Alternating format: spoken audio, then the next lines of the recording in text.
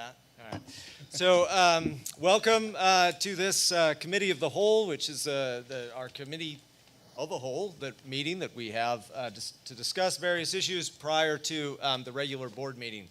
We have two issues on the agenda tonight. First, a recognition, and then a discussion of the administration's proposal for our a broad facilities upgrade. So I'll turn the time over to the superintendent. Thank you, Dr. Goetz. Arlene? And Paula? Do you want to come forward?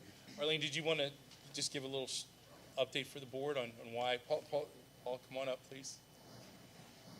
It is something unique, and we want to take some time to honor someone that really exemplified the best we would want from our staff, and went truly above and beyond.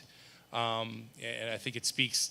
I don't know her, but in order to do this, I think it really speaks to her heart. So Arlene from Boyo is going to just give a brief little description of what happened, and then we have a little appreciation for you. Okay, so on March 7th, Paula was finishing her secondary route and was heading to the elementary school to start her elementary route when she spotted a small child walking on Walnut Bottom Road alone.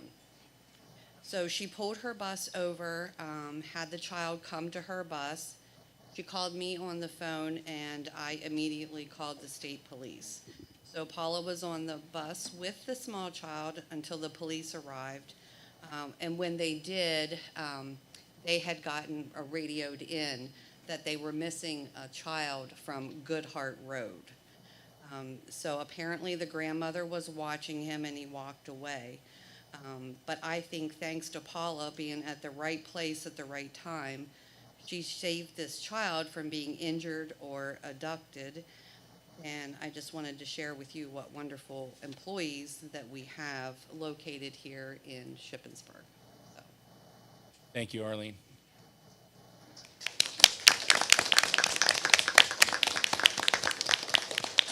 If you don't mind coming up front. Al, do you mind taking a picture?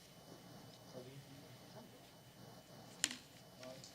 Paul, on behalf of the Shippensburg Area School District, thank you on behalf of the board for going above and beyond for our students, or future students.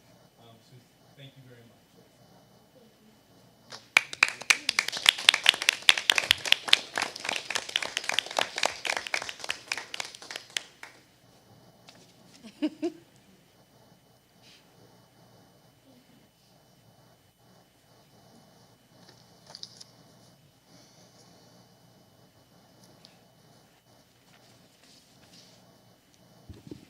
Miss Woodall, can you pull up my...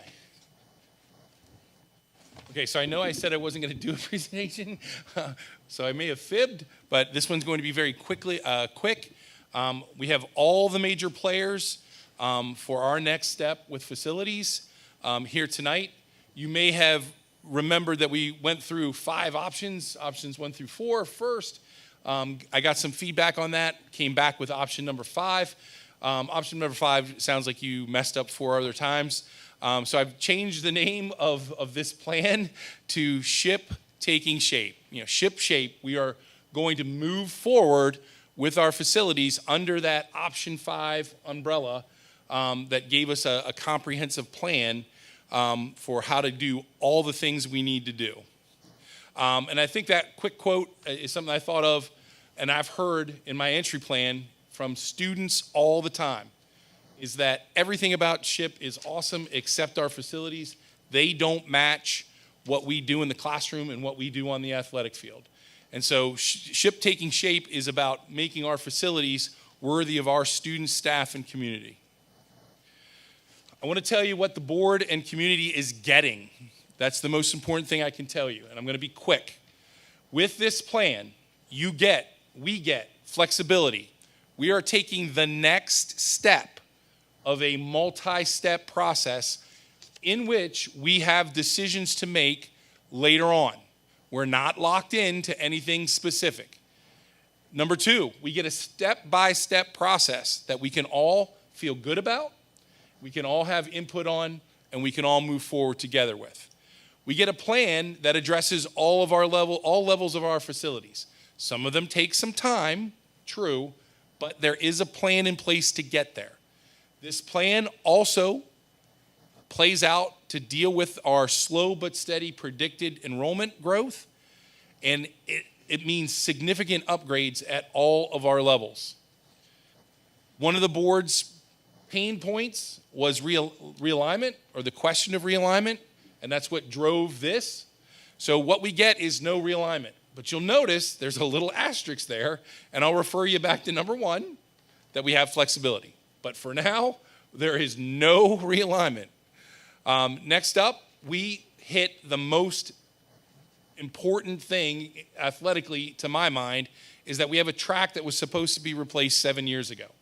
So this is a priority step to deal with that problem. Now, it's still a year and a half out, but if we don't take action, then I don't know where our 170 students who signed up initially at the beginning of the year are going to do track. So this is kind of an important step. And for those who are interested in where the stadium is going, we cannot, in my mind, do a $9.9 million stadium out of the gate and still address our other needs. But this is a step towards the stadium that we want. We hired an executive director to do that, to fill in the gaps for us. This is a path to a stadium, and if we approve this, we get shovels in the ground, and we get a project that our executive director can fundraise around. And then finally, and I think this is most important, we get progress as a district. We get a win. We get a win for our kids, we get a win for our community, and we get to show that we're making progress as a board. So that's what we get, which is a lot. I'm not going to hit this too long. You've seen this before. This is the Ship Takes Shape overview, how we're going to pay for all those things that we're going to do. It's a combination of not, having current debt service that we don't have, but we're paying for in order to save and put towards an end borrow that is can be reduced, okay? And also leave us some space to allow us to get some teaching positions. You've seen that before. This is the overlay of the borrowing with what's happening or proposed. You'll notice that there's a red circle around step 2 with a green arrow. That's what we're doing. The rest are green arrows that you'll notice that are slowly fading out, and that's because there's flexibility coming across. We are talking about a just under $10 million borrow to get us that expandable design of the beginnings of a athletic part of the stadium. We get high school and middle school design. We get to finish the middle school vestibule and pupil services part and the loop out of this borrow. From there, we're going to take a look at, and we're going to be spending money on the next step, design. This is everything that is in that athletic package. And you'll see that the word new is really kind of the featured word there, okay? It's a significant upgrade. I think the board has seen this before. We're getting a turf track, or we're getting turf, we're getting a track, we're getting grandstands that seat 1,000 people with the ability to be expanded to 1,500 on one side, the home side. We get a new press box. We redesign our track field events. We get goalposts, soccer goals, scoreboards, a track perimeter fence, and it's going to be designed so that we can expand it. We're not going to put in the electrical stuff because they told us that's not smart right now, but we're going to locate things so that we can do that without having to rip things up. The cost for that is going to be $5.1 million, and the other, it actually comes in at 5.6 with the design fees that we've already approved as a board. The field lighting and sound systems have an approximate cost there that we can get fundraising around to get those things in place through our executive director. Or, as we move forward with Ship Takes Shape, we can make future decisions down the line as monies become available. Just really quick, this is showing you the different steps that we're getting in the current plans. You get what's in the corner. You get the purple in the middle school in this step. Steps 3 and 4 are going to be centered on the high school, what we already have designed. Step 5, the furthest one out, is that expansion onto the elementaries. This is a little tough to see, but I think I shared this with the board as well. This is what we're getting plus what we need to build out. And you'll see that it meets a lot of our needs moving forward. Field house, lights, extended bleachers to be able to, and most importantly, you know, we categorize this as an athletic expenditure. I would push back a little bit on that. This is going to be used during the day for PE. Our marching band is going to be on this field. It's going to get use during the day. So we can qualify it as athletics, but we cannot draw a bright line and say this is just for athletics. We are looking at an entire student experience, and you know, being able to hold pep rallies outside at the field would be great for our kids. So it has multiple uses. You know, this is again just kind of an outlay of the different steps that give you, I think I shared this with the board as well, that gives you kind of the timelines of when we move. Okay, so any construction project is like moving a car out of the mud. You got to get things rolling, and that starts with the financing, and that's why PFM is here in part to answer any finance questions that you have. But we're looking for an athletic use for, you know, even though it says high school athletics, fall 2024, okay, where we can play a lot of our sports that we currently play at the park, with the exception of varsity football, which we need to solve for sure, okay? This is the resolution that you will see, and then a timeline for the financials. I would like to put a motion on April 11th that is a commitment to proceed with step 2 of the Ship Takes Shape structure. Okay, so just to repeat, we have an overarching plan called Ship Takes Shape, also formerly known as Option 5. And then we have the short term, what are we doing next? Okay? And that is it for me. That wasn't too bad. Okay? Any questions for me? But if you have questions for me, they're probably better directed to, I believe, Site Logic is here. PFM is here. I think EI is here. Is K&W here? Okay. So, board member questions. Before we get there, I'm going to jump in. It's my job to be process police. So I just want to direct the conversation here a little bit and maybe reiterate a few things that Mr. August already said. Can you flip forward one slide? Yes, sir. So one more slide, sorry. So this slide, text is a little small. This is in my mind the most important piece because it helps us understand the decisions that we're making now.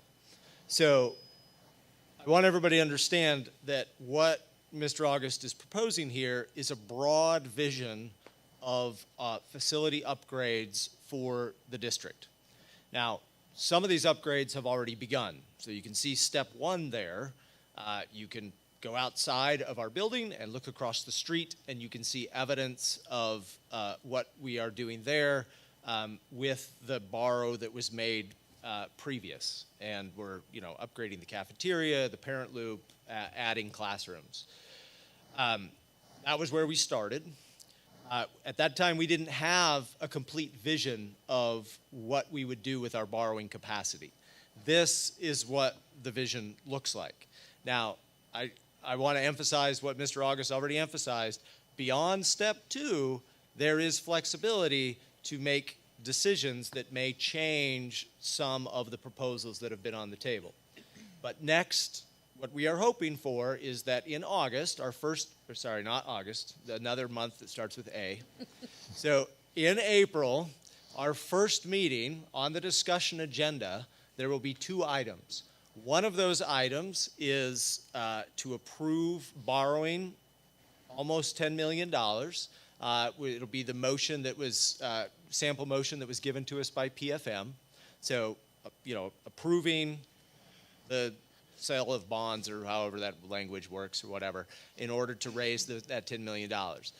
The other motion will be to begin work, that's sort of, I don't know, I'm just going to say it that way, to begin work on this step 2 that's down there, which is, as Mr. August explained, this expandable design of an athletic facility on the high school campus. So you can think about this as, if you want to, phase 1 of the stadium project. Now, that isn't going to consume all $10 million. Some of that money will be used to manage, to finish some of the project that's begun at the middle school, and some of it will be held until we initiate another borrow next year in 2024, in which we will have enough money to begin the sort of next steps on the high school and the middle school. Now, what those steps look like exactly, we have a plan that's presently on the table, but there is still time to work out the details of that plan and perhaps make changes in the future. Now, just a note for those of you who haven't been, as much in the weeds of all of this, there is a financial advantage to us for borrowing less than $10 million at a time. And so that's why you're seeing these sort of chunks of less than $10 million per year, because it's sort of financially prudent to do so. So with that in mind, like Mr. August said, we've got PFM here to help answer questions about the bond sale. We've got SiteLogic here to help with questions about the possible construction project. And I would like to, again, I think it's really critical that every board member sort of have the opportunity to speak, not just those who are kind of willing to raise their hand. So what I would really like to do is for us to go around the horn, and if you have questions or concerns, or you would like to speak in favor of or against whatever, then that would be the time. Then we can have a kind of follow-ups to that afterwards, but I want to give everybody a chance to talk. So we're going to start on my right this time. So Mr. Suiters, Nothing to the floor is yours. Nothing yet. Well, we're moving fast then. All right, Dr. Lyman. I just want to make sure I understand the process. So this would be on the discussion agenda at the next meeting, and then on the.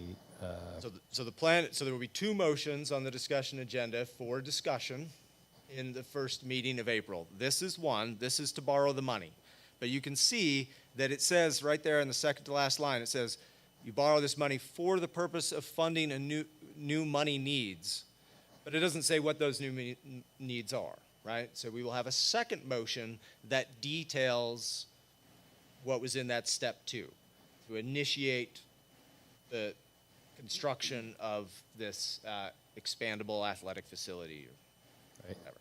And so then if this goes according to that plan, we would then vote on it on the 24th, Correct. correct? Yes, sir. And then what is a maximum parameters resolution? That is a great question, and we have a gentleman here that can answer that for us. Jens Damgaard, I believe. Can you just answer that question? Sure. Yes, hi. My title is Bond Counsel, and I've had the pleasure of serving the Shippensburg Area School District for over 30 years in that capacity. What would happen on the 8th is there would be a resolution, 10 pages long, where would authorize a bond issue.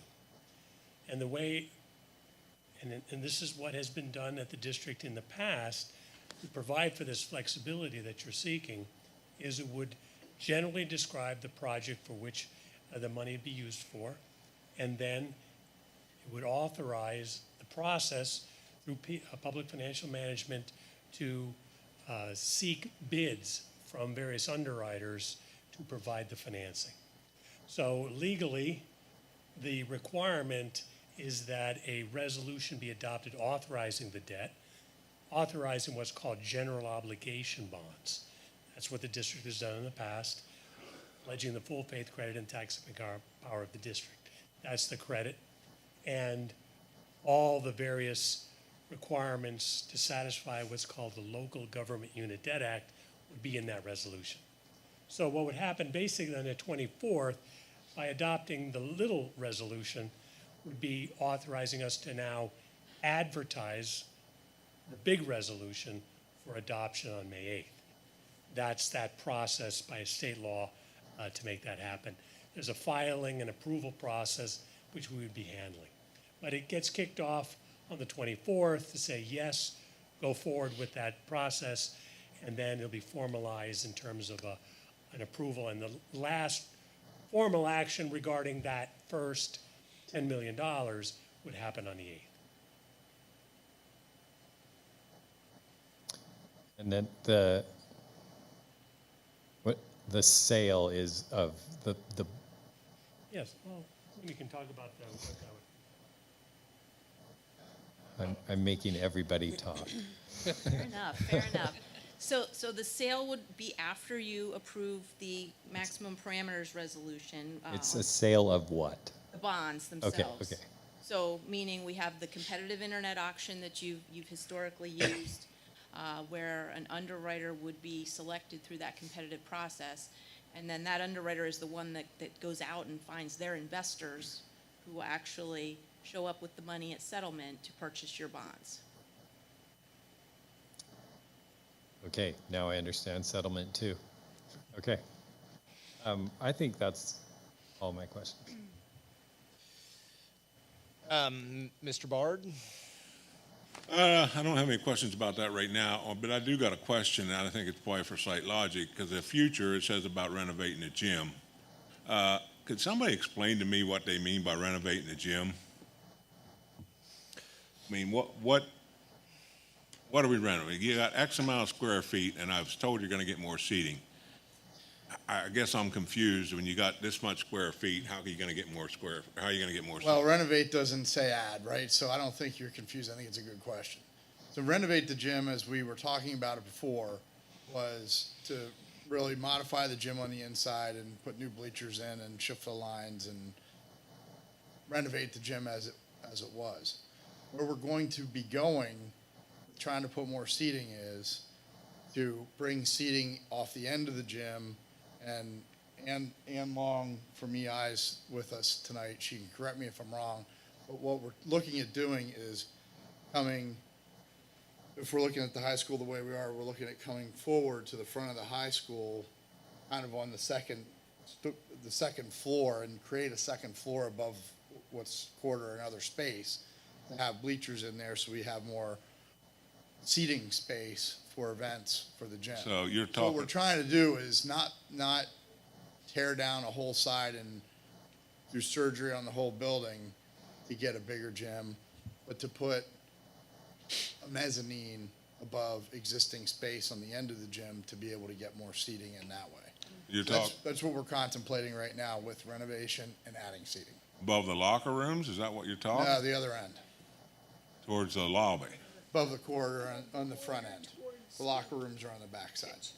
So you're actually building above the roof in a sense. Come up to the microphone, por favor. You're actually building above the roof in a sense, over the corridor towards where the cafeteria is. And you'll get a number of, as he said, like balcony or mezzanine seating, but it'll look continuous from inside. So what's the purpose of centering the court then?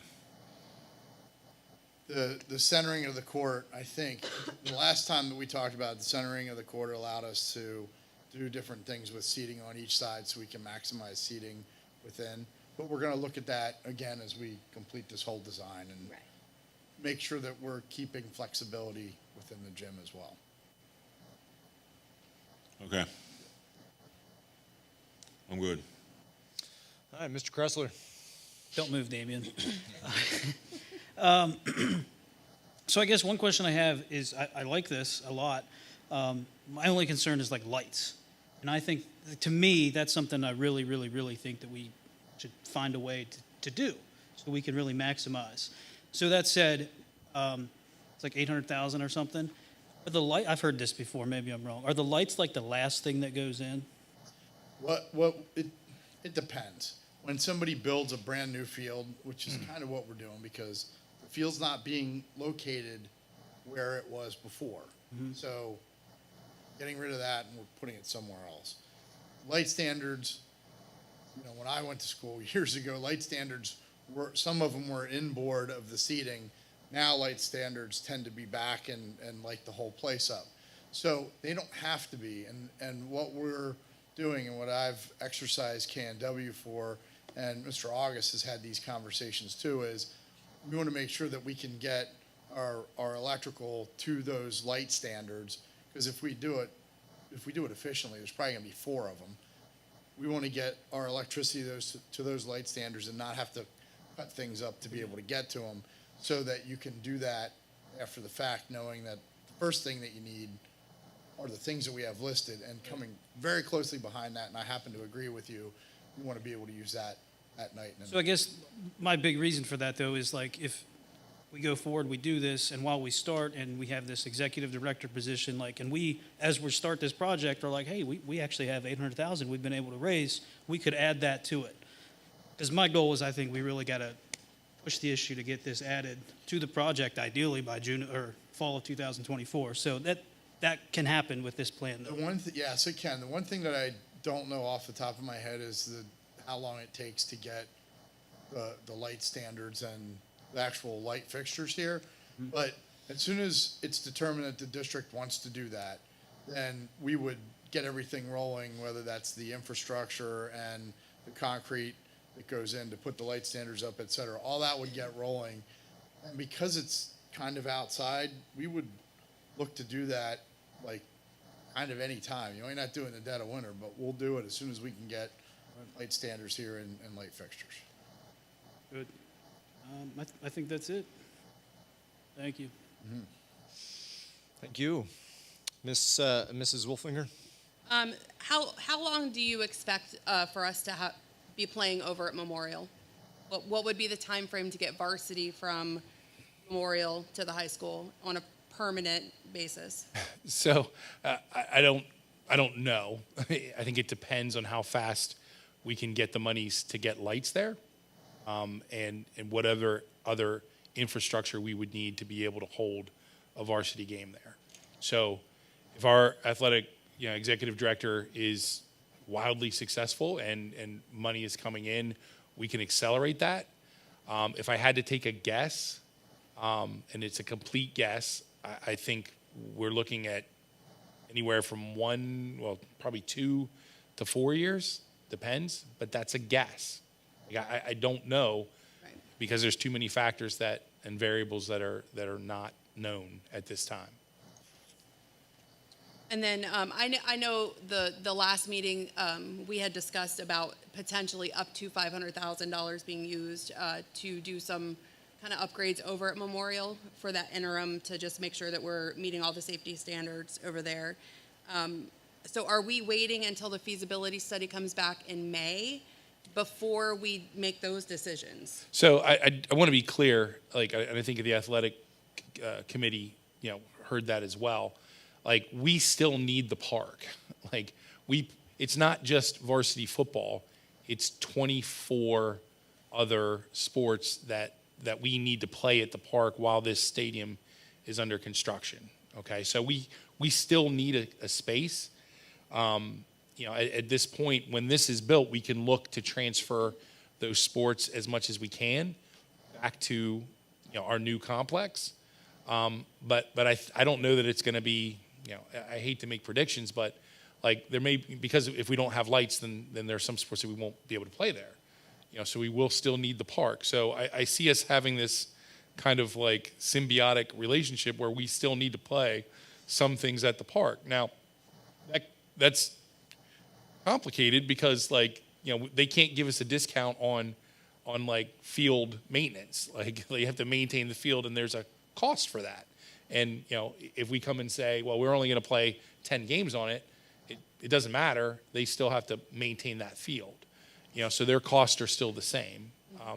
That $500,000, again, I want to be clear, because I don't know that I've explained that as well as I probably could. That is up to $500,000, and that is us asking the question, what from the KNW study that should come back and say, hey, here's your space that you need. I'm going to be shocked if they're not saying you need the park. What can we do to upgrade those facilities for our students' use there? You know, I can't ask the board to commit $500,000 as a gift to the park. There has to be something that benefits our students down there. You know, and I don't have, you know, we have so many design things going on. What we're doing with that money has not been at the top of my agenda, other than to say, like, we have some commitment to maybe do something to improve the experience for our kids down there and our fans. You know, I don't know, you know, that was a number that fit in the budget more than anything else. You know, and you know, it was big enough, I think, to make a dent, but certainly does not solve all the problems down there.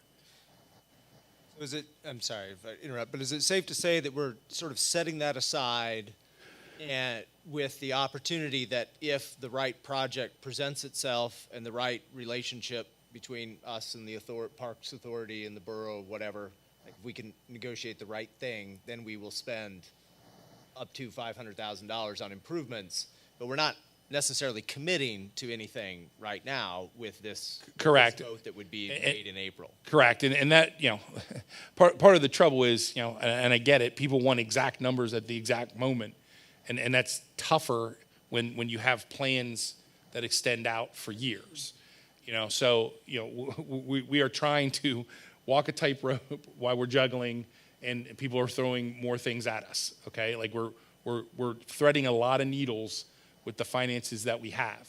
Okay, so, you know, that set aside, you know, is something that may go down as we look, you know, to do other projects. But I felt in the original option 5 budget that we had to have something that would make that experience viable for our kids down there. Okay, thank you. Becky, can I steal a little bit of your time? I have one more question for Damien or anybody. In terms, I am. In terms of funding, we talk about I mentioned executive director, fundraising, and sponsorships and all that stuff. But also, correct me if I'm wrong. There's absolutely the possibility we can apply for grants for athletic facilities as well.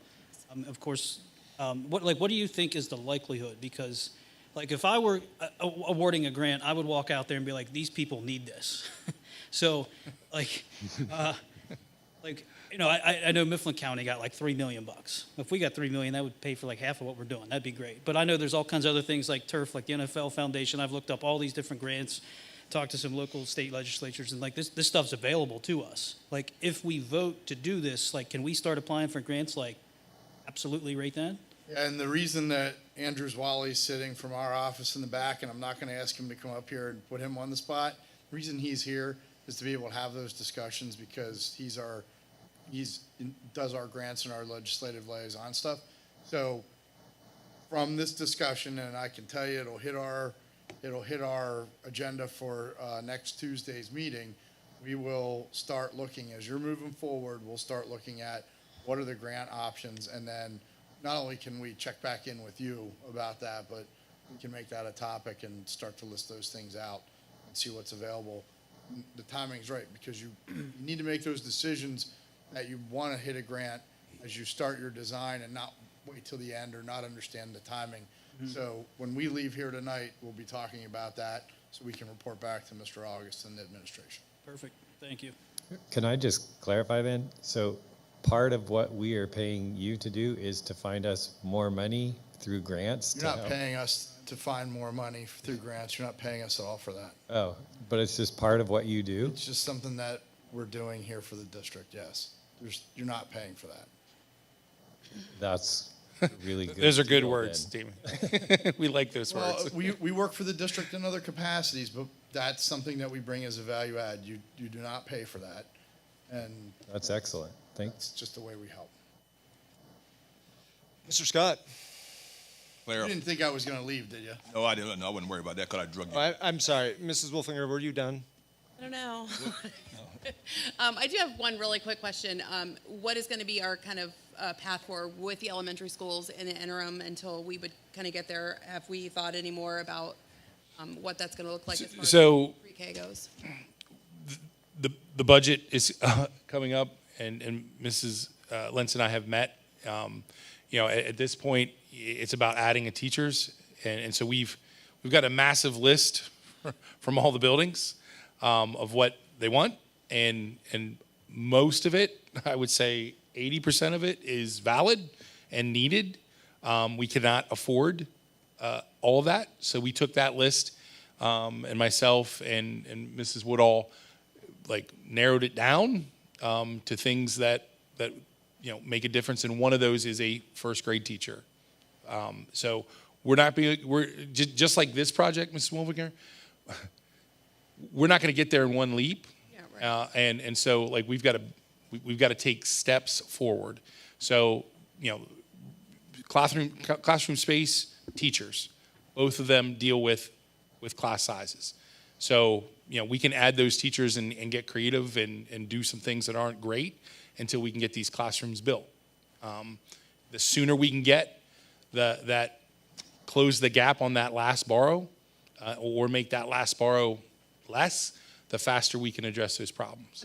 I'm just asking more for this coming school year. Are we still considering removing pre-K as a solution? So not for next year. Okay. Not for next year. So that is an option on the table down the line for space, but space without teachers doesn't help us. So I just wanted to make sure. My turn. Yep, No. Mr. Scott? What plans you have for the stadium? Comes to what, how much? 5 million what? The construction portion is about 5.1 million, and the soft costs or the design is about 500,000. So it's a total of $5.6 million, which is what we have shown here. So the information, and what we did was we knew that the next step, as we've talked about, is lighting and sound. So we added that at the bottom, knowing that would be a next consideration. All those other things that we talked about, 5.1 for construction, plus $500,000 for the design work by KNW, is 5.6 million. So there's no money left for the park, right? If there's 5.6 million, but for the stadium, there's no money left out of that money, out of that 5 point, unless you want to take it from someplace else. Am I understanding that right or not? It wasn't my understanding when we talked that money that we're talking about for the park was coming from these amounts. So we have that within the budget, Mr. Scott. So it's a set aside out of this borrow. It's just not shown and it's not delineated. I mean, so it can come out of borrow. It can come out of our fund balance. Like it can come from different spots. It's just a matter of how much we're committed to it. And again, there's an asterisk to that money. Like of all the money that we are spending, that's the one that is at the bottom of the list right now, because it's the one that's the most ill-defined. We don't have any designs. We don't. When K&W comes back, we'll have a better understanding of what our needs are. But you've seen the prices of building stuff. $500,000 sounds like it would get you a lot. Not anymore. It's not. I mean, from the history where we started at to where we are at, no, it doesn't. Not going to get us what we are. Because I'm asked to vote on a $5.5 million stadium. That when I got on this board was $2.5 million. So I'm getting the same thing, $3 million worth that I could have got for 2.5. Am I wrong? I'm not sure, Mr. Scott. I wasn't here way back when, but No, I believe that you know the history. Yeah, well, I got 4 years I got on it. That was the initial stadium was 2.5, I think it was, and that wasn't 2.5. And now I'm paying 5, and I'm paying 5.5 for the same stadium. 4 years later, that doesn't make any sense to me. I'm not sure what was in the scope then. Well, I know, but it's not. If let's say we pass it on the 24th. What if, and we got to go through permits and everything else. When can we? It's the track, just the track and the infrastructure in the track. What's the soonest we can get it? I don't think our kids deserve another year without track. So, and I agree with that. So, when I was preparing for this meeting, and with KNW not being here, I called KNW. Somehow, I got involved in the fields, which I'm not really involved with, but I'll do my best to help out. So I called KNW and I said, let's talk about athletics and how fast we can get permits and when can we bid. And so the schedule that we don't want to call it athletics. No. I think I have it up here. Oh, I'm sorry, thank Yeah. you. Yes. We don't want to, but the high school field improvements for all programs, Mark Korowski told me he believes that based on the schedule we have, which has, I believe, next board meeting is information, the meeting after that is to move forward. Do I have that right, Ms.? Discussion agenda and then action agenda Yes, through the discussion agenda. So a vote conceivably a month from now. That's right. Based upon that, Mark is telling me we get to go out for bid in January and February so that about a year from now, we're building and we have the permits that we need to build. And he says, because of what we're doing there and the time frame that we have to do it, he believes that by fall, and that'll be fall of 2024, we'll have that in use. So that schedule came from the engineer and we were specific in talking about those dates. And So what we have to do is bridge between here and there. And Damien, I just want to be clear to everyone, that's if we act on this timeline. That's correct. So any way you slice it, we have to deal with another year of that track in the condition that it's in for another year. If this does not move forward on the 11th. I know, everybody knows I've been for this, moving this thing for years, the fourth time I've been on this thing, so that's not an issue for me. So there's no way, I don't want to get the kids to false alarm, there's no way we can get that track done before this fall, not this. Because we're actually moving everything, no. If I told you yes in any way, I'd be making something up. Okay. I don't think we should expect that, no. Okay. And we passed on the 24th, or then how long it take to get the design? So on the 24th, Yeah. what we have is on the 24th, the board is saying, is kind of ratifying, go ahead with these scopes. And based upon that, what Mark Korowski has told me is that by the end of this calendar year, we will be ready to bidding in January, awarding in February, that time frame. So we're in construction a year from now. And that's mostly because of permitting, less so because of design. Okay. Yeah. Thank you. My memory recalls the last time that Mark was here, I asked him how long from the word go, and he said 16 months, so that falls right on path with that. It's just, I understand, and that's the preliminary, just disheartening, that's all. And even where we can go faster, if we get help getting through the borough, et cetera, we still have to go through county and state stuff, which just isn't that fast. Mrs. Everly? I would say nothing more than just like a comment. I think that of all the plans, this is one that I can get behind.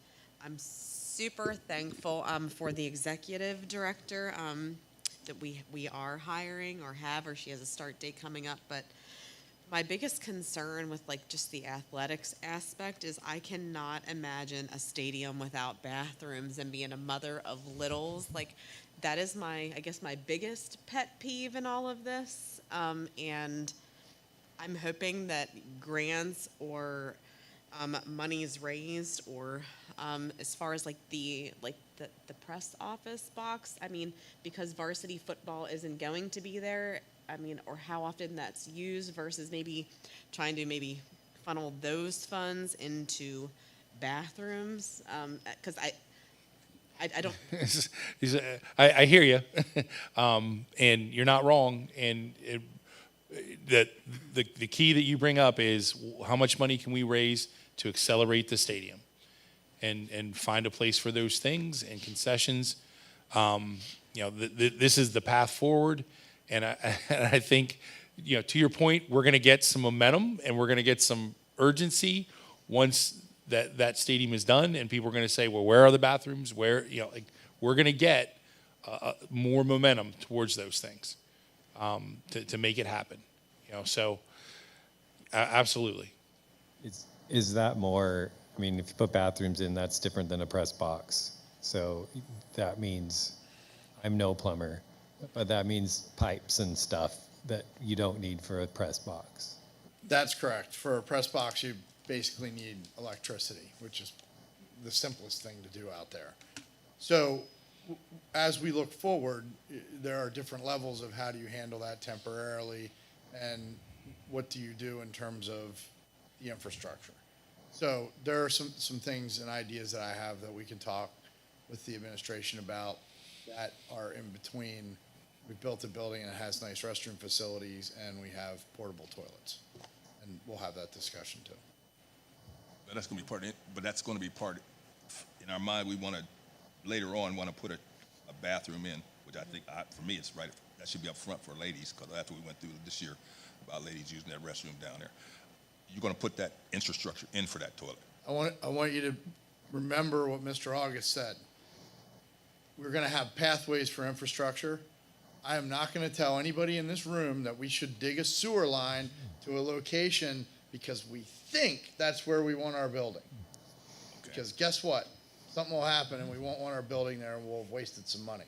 So what we want to do is we want to have sleeves under walks to bring piping or whatever we have to do, so we don't have to dig things up. Just tap into it. But we want to have it ready to be able to bring those utilities around. I don't want to put utilities in the ground until we really know where things are going, because if things change, we're either going to be stuck with that location, or we're going to waste some money. That's true. Thank you. Okay? Sorry, I'm talking way too much, but this topic's going to come up, I would feel sure, just as anybody sits and listens to this. Make a great point about bathroom. I said lights, you said bathroom, everybody. All that said, if I was listening to this in the community, I'd be like, well, instead of setting aside $500,000 for the borough, like that would pay for some of this stuff.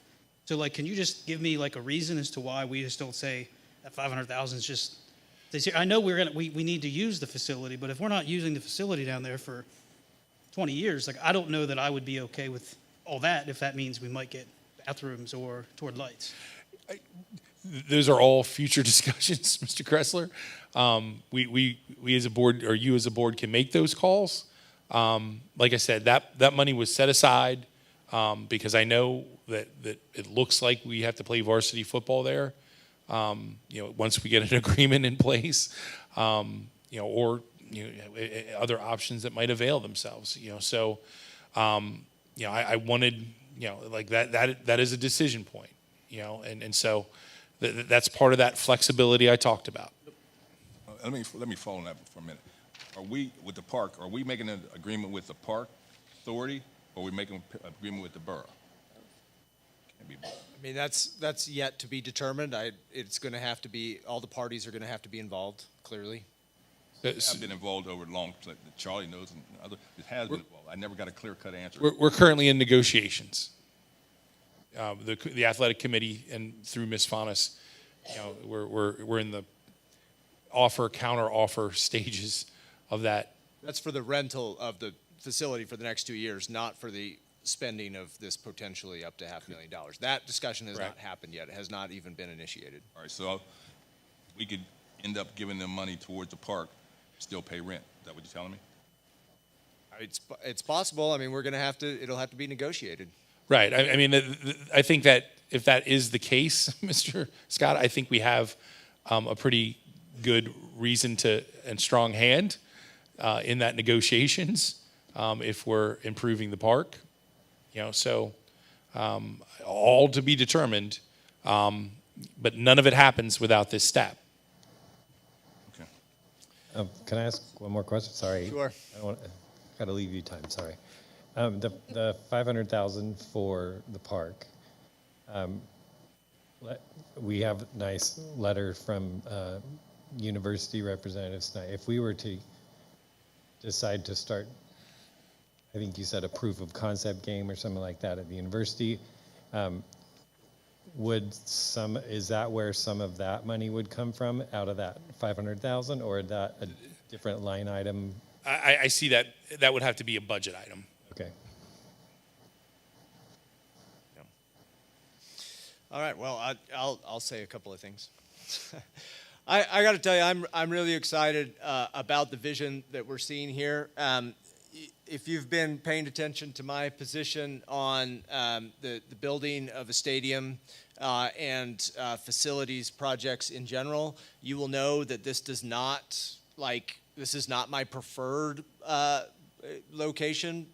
This is not my preferred sort of plan for our athletic facilities, frankly. But I've come to understand that it's maybe the right thing to do for our community and for our schools, even if it's not sort of what I would prefer if I were, the only person making the decisions. What I am very excited about is that we have a broad vision that we're looking forward to of how to budget all of our borrowing capacity to meet our facility needs, which is what I've been hoping for a long time, is that we can see like how our spending on one piece affects spending in other pieces. And I'm just really excited that we kind of have a budget for all of these different chunks of construction and a way forward. A couple of things, I'm sure there's going to be a lot of conversation about this $500,000 in possible investment in the park. We're waiting for a use study to come back from K&W. I don't know that we need to see that study to know that we can't do it alone. We just don't have enough real estate on our campus to do all the practicing, to play all the games that we want to play. So in my mind, we're going to need to continue to have a partnership with the park. And we know that the facility at the park is in need of upgrades to be able to be usable. If ultimately we are not playing varsity football games there, then the kinds of upgrades that might be made to the park would look very different than they would if we were going to play varsity football games there. And it's my hope that we can have discussions with the park authority and with the borough about how to use that facility, how to make upgrades that will, sort of satisfy our students' needs, but also, sort of create strength in the community for the other uses of that facility, because those uses also benefit our students, many of which will, play sports there during the summer or whatever, and then may come into our leagues later on. Anyway, so I think that I think it's vital that we sort of have that commitment. Again, we don't know what it looks like. There's a budgeted amount of money. Hopefully, we can make something work. Maybe there's other dollars that can be found from other sources. But this plan, I do not see this plan at all as a walk away from the park. We need that relationship. We need those facilities. We need to make that relationship work in order to provide the best experience for our students. That is my sense. So I'm excited about this, and I'm based on your questions, I'm not hearing a lot of opposition. I'm excited for this to come on the discussion agenda in our next meeting, and of course, it's on the discussion agenda, so there's plenty of opportunity to discuss.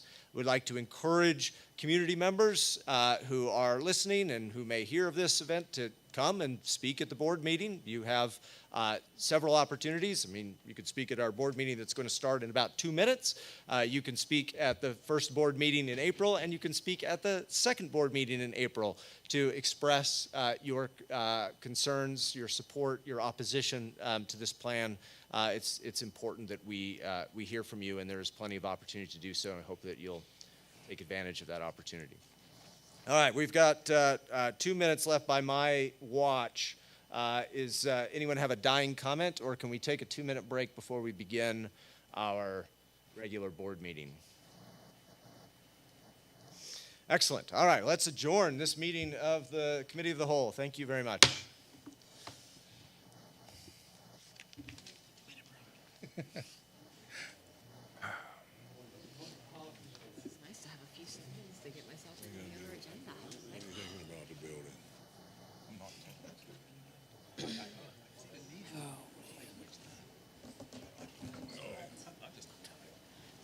everybody still like wants to keep an open mind. see what we like It's her. about building Trying up to get there. in here.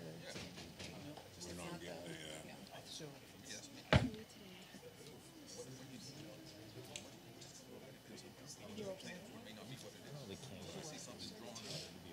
No, I see your face. it's kind of like.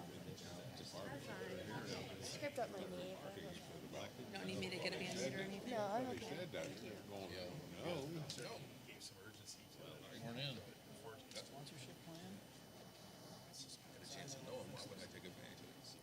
was one missing. Yeah.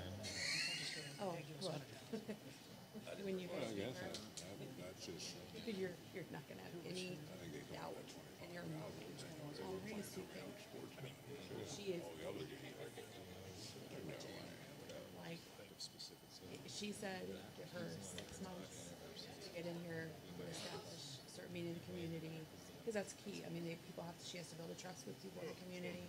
I've already like all the people around. So once there's people that are waiting for us and waiting for her. So I've kind of already like laid the groundwork. A lot of Right on, young lady.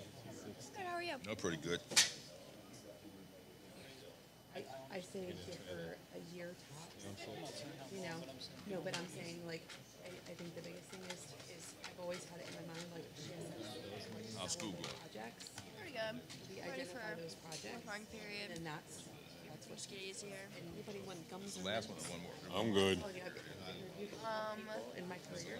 Thursday is the last day. She's in the top 5 interviews I've ever done. Like legit. And her background is crazy.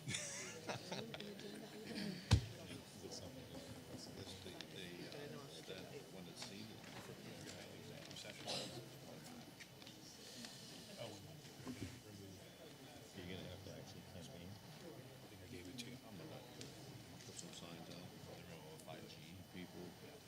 That's a win. Go back. Now I understand a little bit about that I'll whole go back to thing.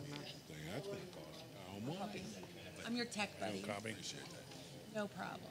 Anything for you. We have to go out over that hallway. They all say. I don't need it though. I'm actually Down through there. I can make sure I get my best on.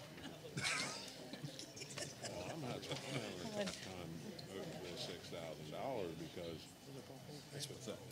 to do the gym floor, because if we're not gonna renovate the gym, why don't we just do the whole floor and be done with it? That's why I wanna know what the advantages of advantage of the center and not the floor. I'm gonna jump on the table. All right, I'd like to welcome you all to this planning and action meeting of the School Board of the Shippensburg Area School District. I would just want to announce that we had an executive session at 6:30 prior to the Committee of the Whole meeting to discuss matters related to property acquisition. All right, roll call, please. Mr. Jim Bard, Here. Mr. Levi Kressler, Here. Dr. Michael Lyman, Here. Mr. Fred Scott, Here. Mr. Charlie Suiters, Here. Mrs. Becky Wolfinger, Here. Mrs. Steph Aberly, Here. Dr. Nathan Goetz, Here. Mr. Aryan Gaunkar, Here. Miss Lily Kell. Here. Thank you. If you join me in the Pledge of Allegiance. I pledge allegiance to the flag of the United States of America and to the republic which stands one nation under God, indivisible, with liberty and justice for all.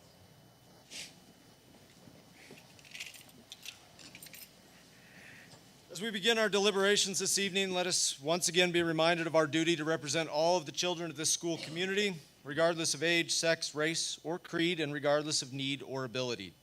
This meeting is being live streamed and uploaded to the district's YouTube channel. May we please now have a moment of silence to reflect on our thoughts, plans, and actions on behalf of the students of Shippensburg Area School District, and also to remember Doris Siebert, who is a 1950 graduate, and Elizabeth Klippinger, a 1977 graduate.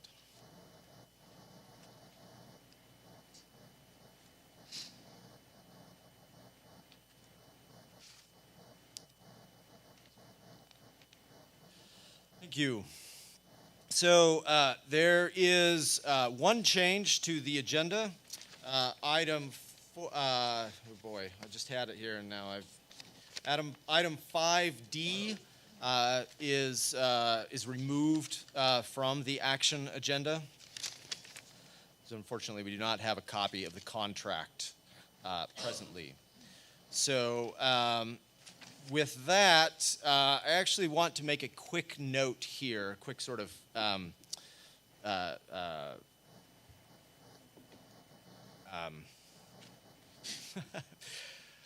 I had something clever on the tip of my tongue, but it's not there. So a quick note on procedure. So we have become used to doing roll call votes on every single item. And that is certainly okay. It's not wrong, but it does take a lot of time and is a little bit cumbersome. And it's not necessary for every item. So what I would like to do, if you guys will work with me, is for some items, I would prefer that we do a voice vote. So after we have a motion and after we have a second, and if there is any discussion, then we'll do a all in favor, say aye, and we'll hear that, and then I'll ask if there are any nays. If there are any nays, then that we will automatically have a roll call so that we can determine who is voting which way. I was reviewing the state code, I guess the code of the Commonwealth on this matter, and there are a number of things that require roll call vote, and sometimes they can kind of sneak in ways that you don't expect them to, but it turns out that this procedure, where it's like if we have all yays and no nays, we can assume that it's like everyone voted in the yay column, and that's the roll call. Like you just assume all yays. But if there is a nay, if anyone declares nay, then we can have a roll call vote. Also, at any time, a member can just request that we have a roll call vote, and I'll honor those requests. So if we get to a certain issue and you want a roll call vote, just make that request, and we'll have roll call. So I would like to test that with our agenda approval, and we'll get to use that method a little bit more as we move forward. So is there a motion to approve the agenda as amended? Motion to approve. Second. Motion made by Mrs. Eberly, second by Ms. Wolfinger. All in favor? Aye. Aye. Any nays? Thank you. Excellent. All right. Now we have an important matter to perform that is unfortunately becoming a little too routine for our board, and that is the appointment of a new board member to accept the position of that Mark Buterbaugh held. Just a few things on an informational basis. This person, so in the last meeting, we requested that anyone who might be interested submit a letter indicating their interest. There was a deadline for that. Those letters were received. Those letters have been reviewed by the board. All of those who expressed interest have been invited to attend this meeting and to speak to the board briefly about, sort of introduce themselves and explain why they believe that they should,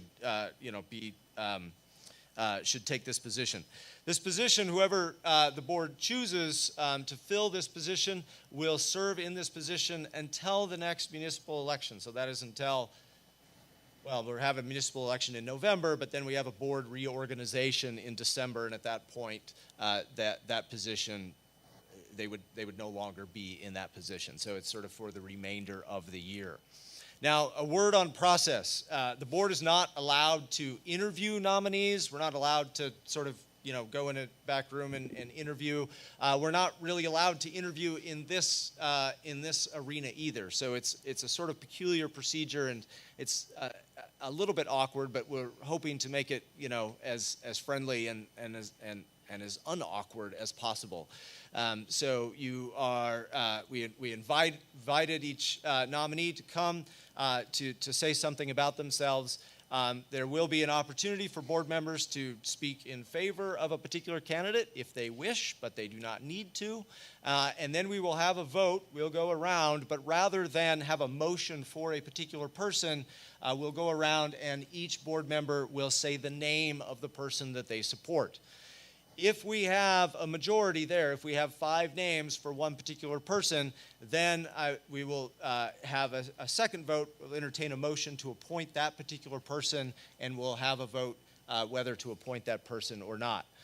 If we do not, now we had 6. Oh, sorry. Well, it's down to 5. We have 5 folks who are considering for nomination, so it's quite possible that we will not have 5 votes for a particular person on the first round. In that case, we are going to implement a kind of rank voting system.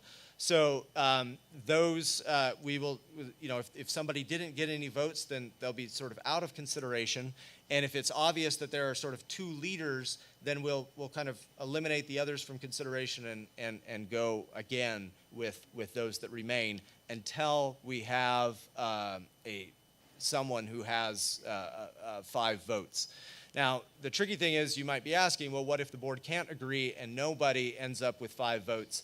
Then the consequence is that this is relieved of our hands. And in fact, what will happen is that it will go to the Court of Common Pleas, and the Court of Common Pleas will not take into account any of our votes or any of our discussion, but will look at those 5 nominees and will make a decision based on whatever criteria the judge chooses to make that decision. So there's kind of an incentive for us to, if we want control, to come to some agreement here. And I also was under the understanding that they do not have to pick any of those individuals. They can select anyone that they choose. I didn't know that. Okay, so anyway, that's the deal. When we select somebody, we have a notary here who will immediately swear them in, and that person will take their seat at this board and will vote on the rest of the items on the agenda. All right, so with that lengthy prelude, I hope that was enough clarification. So we have 5 names, and unfortunately, I don't have them in front of me, so I'm afraid I'm going to mess it up if I say their names. Dr. Goetz, can I ask you something? And Sure. this is just me digging into my memory, but not the last time, but the time before that when we did this.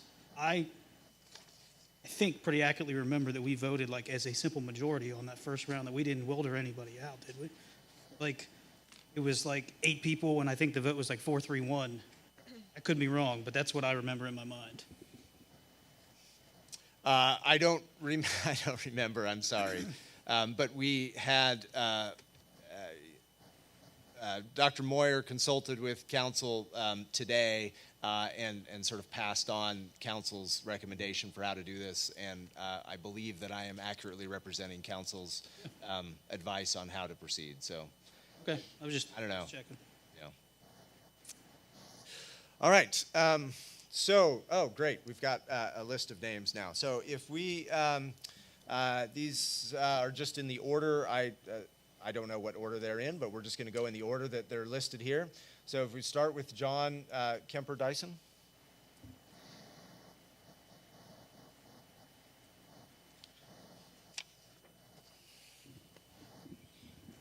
I should add, while we're waiting for Kemper to make this long walk up to the front, I really appreciate everyone submitting their letter. I mean, as I read through these, you're clearly all qualified. You clearly all have something of value to bring to the district, and I really appreciate you taking this step, putting yourself out there and being willing to serve the community in this way. So thank you to all 5. Mr. Dyson. Hello. I'm Kemper Dyson. I've been a Shippensburg resident for all of my life. I grew up in the district. In elementary school, I attended Grace B. Loers University Elementary School. This academic setting was a keystone in not only my educational development, but also my emotional and social intelligence. In middle school, I found my passion for leadership. I joined several clubs offered by the schools, as well as extracurriculars, to enhance my understanding of what it means to be a leader. The Teen Leadership Club pioneered an outreach program based on movements from all over the nation, known today as the Be Kind campaign. We established many precedents for what that campaign looks like today, including the phrase #ShipBeKind.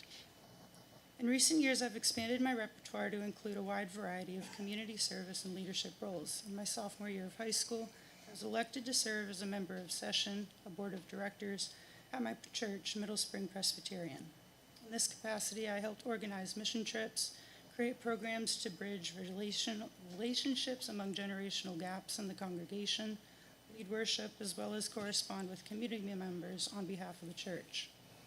This role also required an annual review of the church's budget, day-to-day operations, staff, and congregational concerns. Within the past 2 years, I was given the opportunity to serve as the co-chair of our temporary pastor search committee.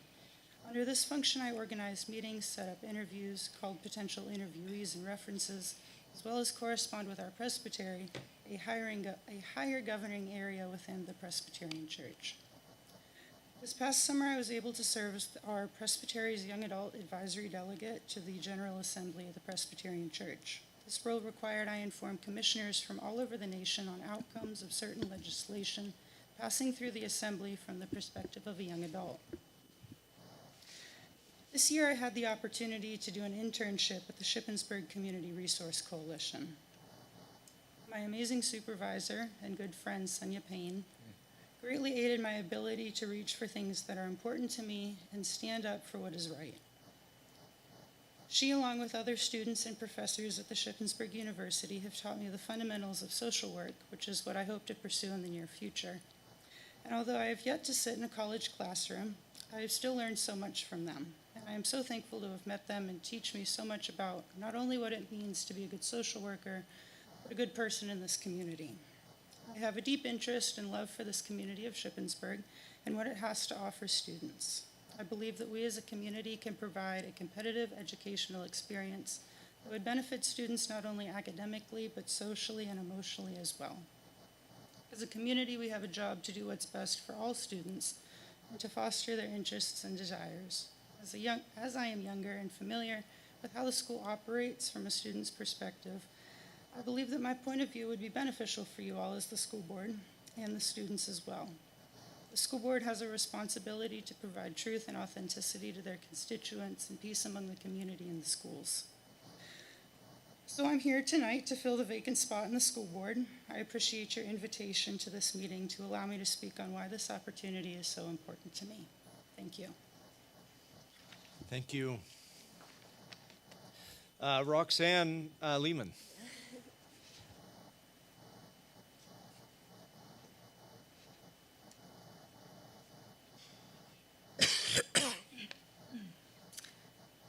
Let's make sure you can hear me. I'm so short. Hello, my name is Roxy Lehman. I'm a mother of two with a background in lab operations at a domestic and global capacity. I participate in both the Nancy Grayson and SAYS PTOs, as well as I serve on the Title I committees at both schools as a parent partner. Outside of the school, I'm a member of the board for the Shippensburg Area Little League, and I'm dedicated to our baseball families in that capacity. This is the third vacancy in District B in the last 2 years. District B deserves someone who's committed and is planning to be here for the long term. Someone who will work hard for them, someone who will get things done, not someone who will push their own agenda, political or personal. We need commitment. I'm the only candidate tonight who has applied for each vacancy in District B in the last 2 years. Not only have I continued to follow our board meetings, but I've worked to disseminate this information of the impact of what we're deciding each night back to the respective PTOs. I'm running for the school board position in this year's election, so I am committed beyond the remainder of this term. I'm a candidate who is showing up and getting things done in our schools right now. When teachers at Nancy Grayson needed school supplies, my husband and I, as part of the PTO, worked with Walmart to get a $4,000 worth of donations, which not only provided teachers with the supplies they needed for our students, but also reduced the 22-23 school supply budget. When it was identified that Nancy Grayson needed a new playground, I applied to over 7 grants on behalf of the school to ensure that we're able to fund this project. I'm actively supporting the exploration of alternative funding solutions with our local partners as well. Through my work as part of SAYS PTO, I've provided over $3,000 worth of books to our SAYS teachers and have plans and motions for adding a new Gaga pit to the playground as well. Through my work as the chairperson of Science Night at Nancy Grayson, I built a partnership with Shippensburg University, faculty and students, and I'm also working on our first ever SAYS Science event that will be hosted by the university on campus. Behind the scenes, I've supported every event at SAYS and Nancy Grayson during my time with the PTOs. I'm doing the work now, every day.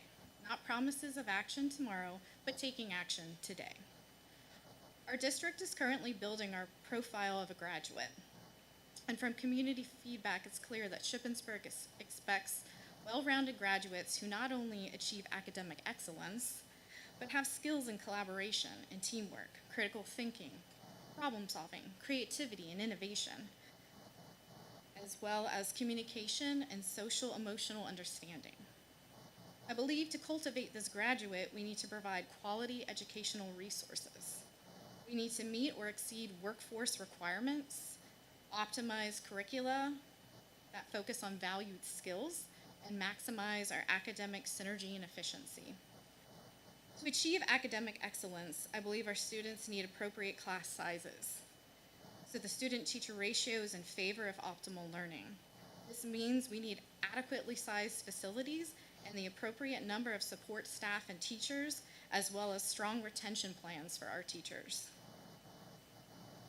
Collaboration, teamwork, creativity, and innovation are achieved through working as a collective group towards common goals. I believe we achieve this through our arts and humanities programs, access to clubs, as well as a robust athletic facilities and programs. This means we need to move forward on our building updates for these departments and our athletic programs. Social and emotional learning should be addressed throughout every aspect of a student's educational experience.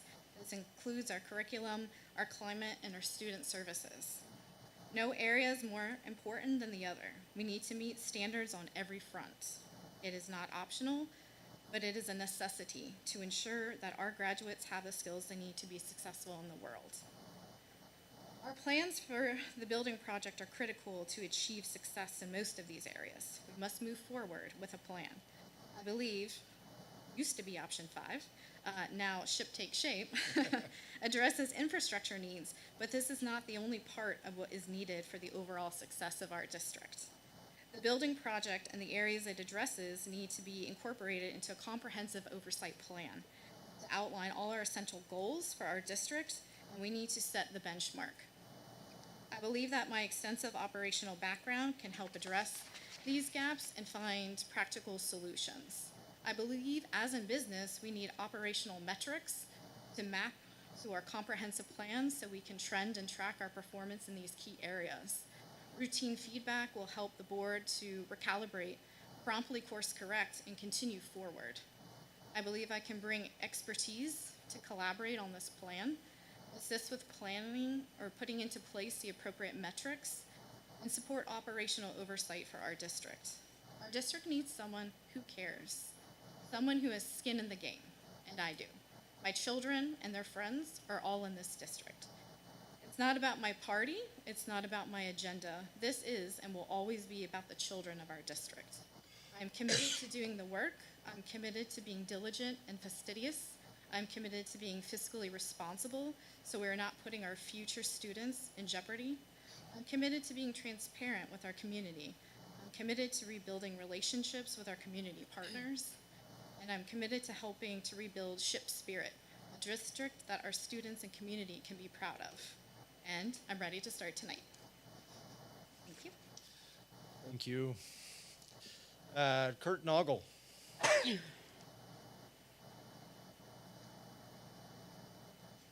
evening. Sorry, this isn't exactly what I do very well, but I'll give it my best. My name is Kirk Noggle. I'm a 1980 graduate from Shippensburg Area High School. I've been married for 40 years. My children graduated from Shippensburg Area School District.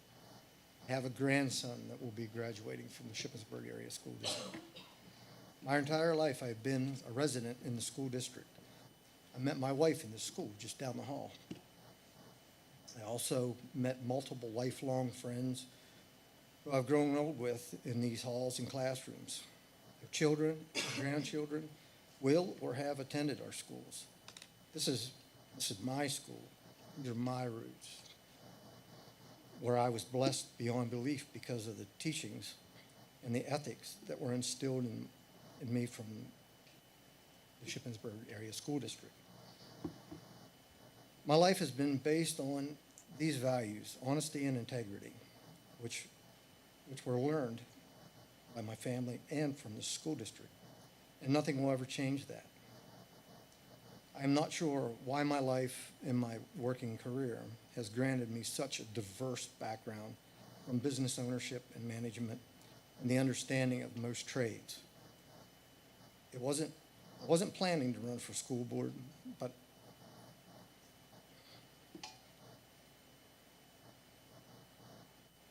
as has happened so many times before, my path has led me to your doorstep.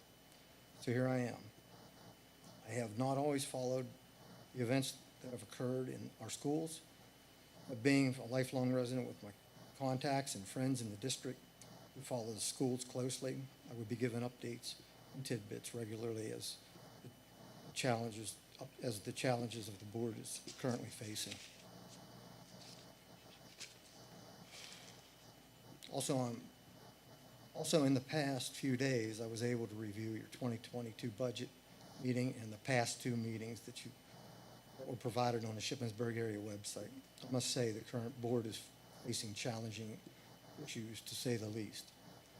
As it appears, Shippensburg area school district is faced with capital improvements, expanding the current facilities, classroom space to accommodate ever-growing student population. Athletics such as football, stadiums, basketball courts, track and field improvements, all are needed.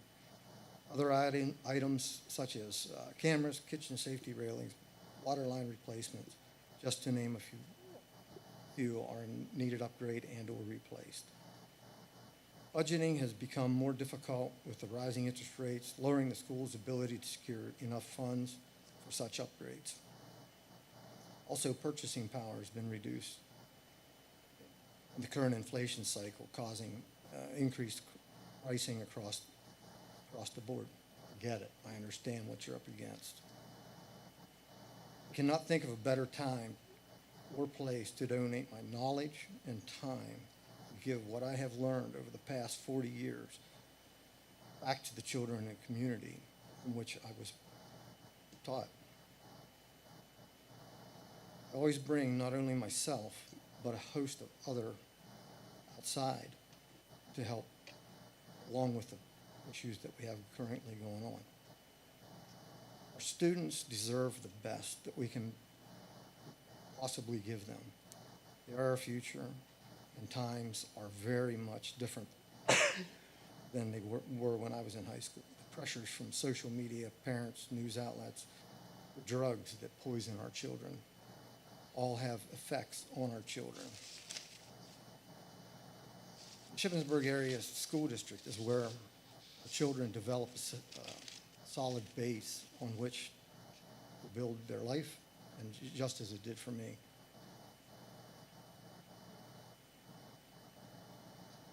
I'm going to just stop reading at that for a second. But I do, with the current situation with your building projects, a lot of things like that, my background lends itself to all of the trades. The folks that you had in the background here talking about bringing designs to expand the gym. They brought designs.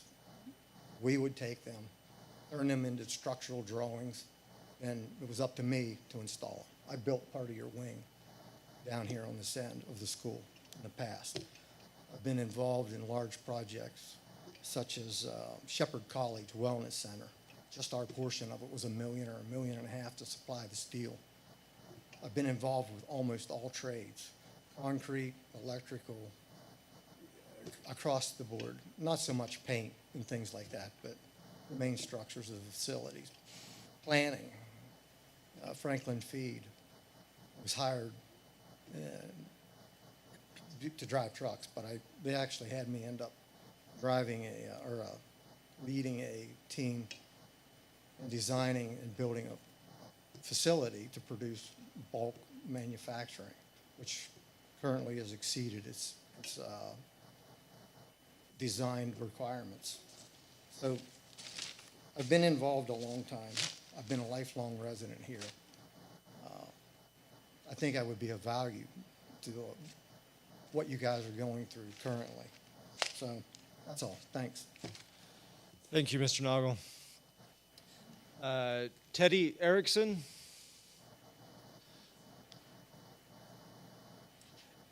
I'm Teddy Traxler Erickson. I am a mother of two, both with special needs of some sort.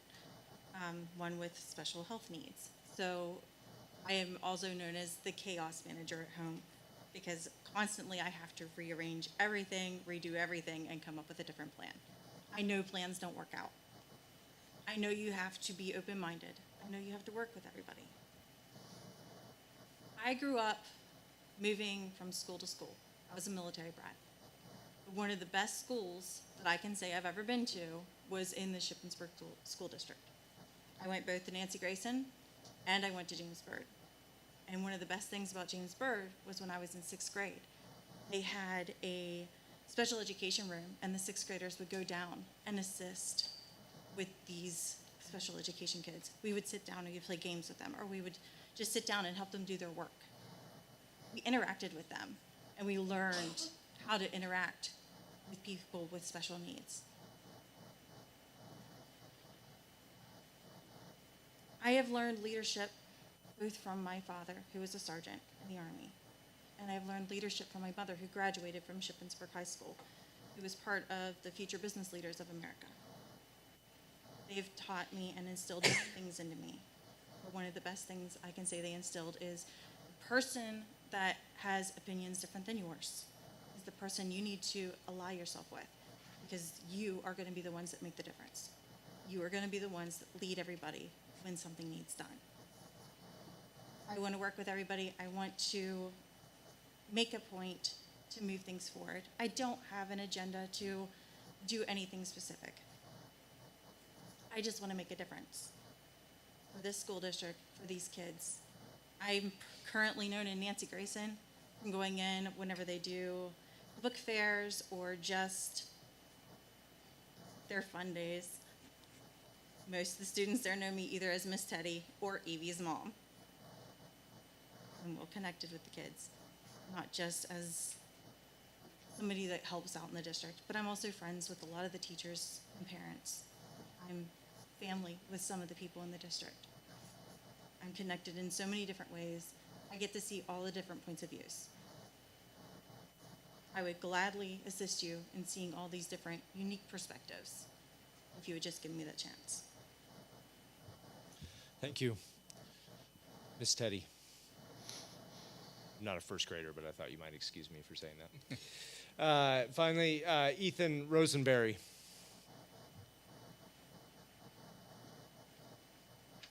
Good evening, Board.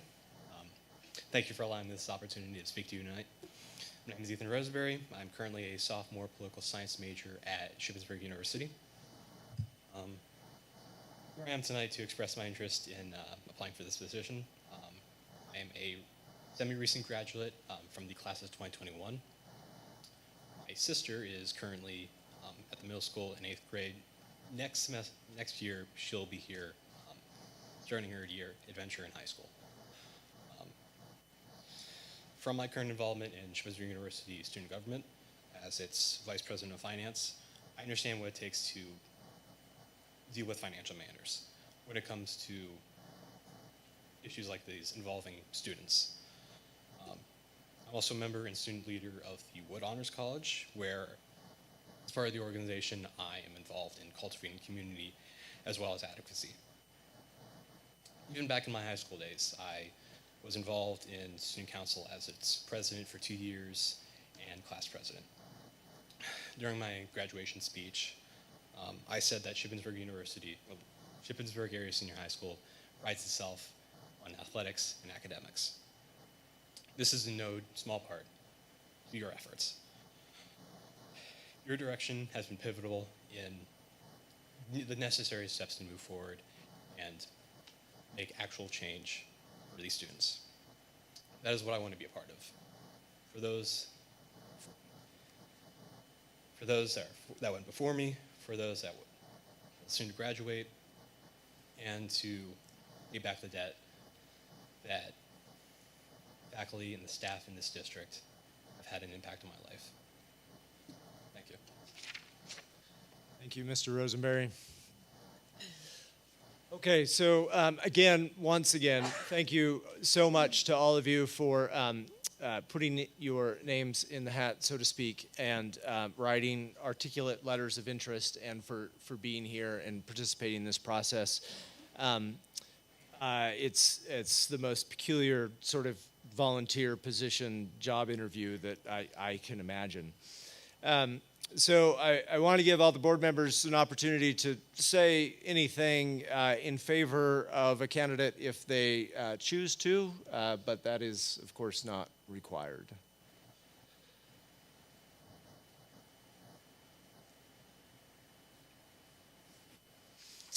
All righty.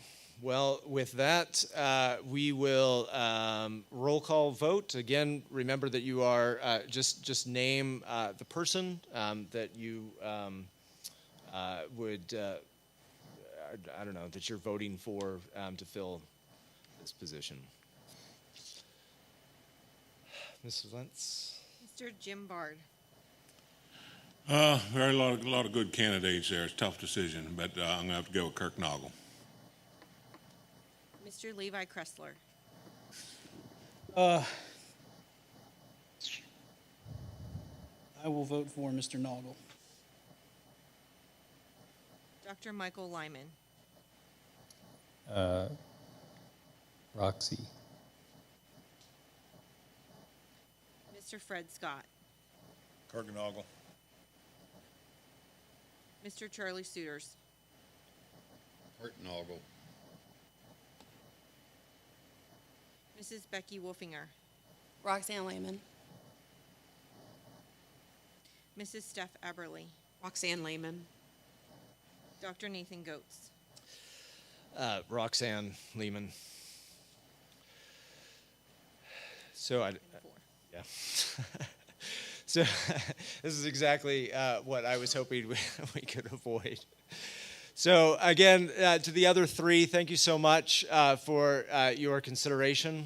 We now have to, I don't know, break this log jam, I suppose. So I want to once again give any board member that's so inclined to speak in favor of a candidate, if they would choose to.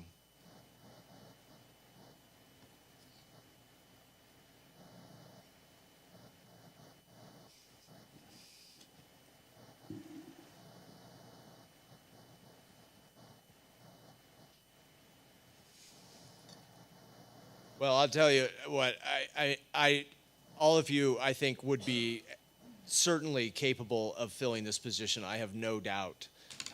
But I'll defend my choice in this way. Roxanne has 2 previous times raised her hand and said, like, I will do it. And that she has continued to return suggests to me exactly the kind of commitment that, you know, I don't know, that we need from a board member. And I said this a couple of times before, and I hope that it's true because I have such a terrible memory. It's like a brain like Swiss cheese sometimes. But I'm pretty sure that I voted for Roxanne on the last 2 occasions as well. And it seems absurd to me that if you know, she was my choice on those 2 occasions, that it seems silly for it not to be my choice this time. And I think that she would be a great candidate, a great director on this board. All right, well, not hearing any other comments. Ms. Lentz, roll call once again, por favor. I keep saying that. I've been trying to learn Spanish, and I swear it's just coming out on accident. I'm not even trying. Can I just, before we do this? Sure. We go 4-4, then a judge decides, right? Yes, sir. Well, we can keep at this. We can keep voting like 10 times if we want, but at some point we decide that it's done and a judge decides, yes.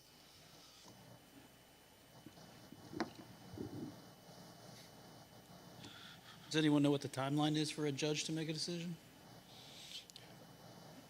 Brand new to this. Never experienced that, Mr. Kressler? Dr. Moyer, do you have any insight on that question? I'm not sure exactly. I do know by regulation, though, it is a very quick timeline, which is why we had to do this process as quick as we're doing tonight. So I don't have an answer for you, but I would imagine it would be pretty quick. And I just would remind the board that it would not, the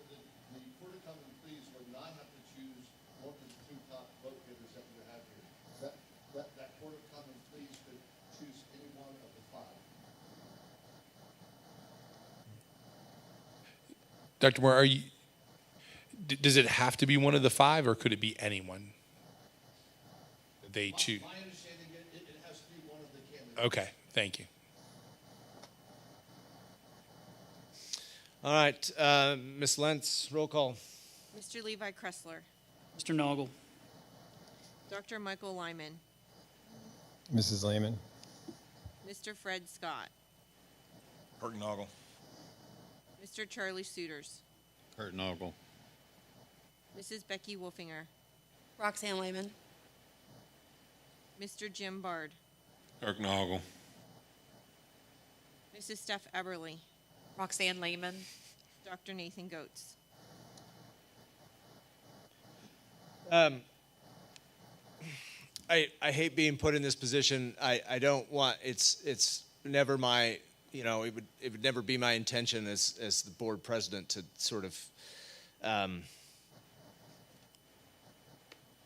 create a process that leads to roadblocks, and I think that it's really my goal that we sort of move forward. I want to be able to build consensus and have us do things. If I were to vote for Ms. Lehman again, then we would be in that sort of deadlock position, and it doesn't seem that we're getting out of it. So for the sake of progress and allowing the board to sort of move on with its business, I'll vote Mr. Noggle.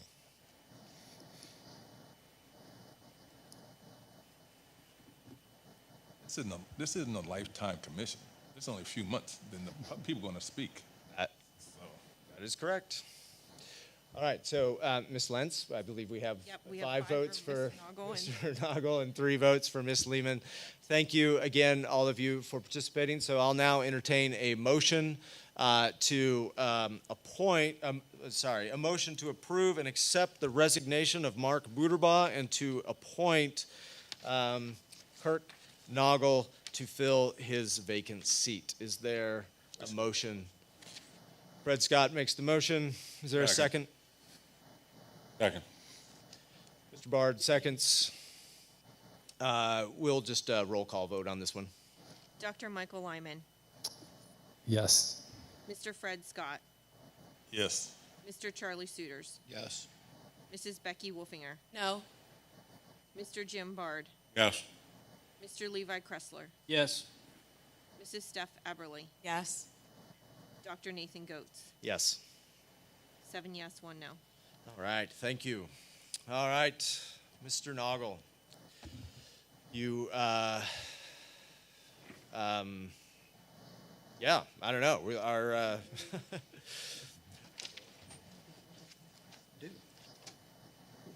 our notary will help you through the process. Need my signature here. I'm gonna do, I'll read this, and you'll repeat after me, and then you'll sign a date after I do this part.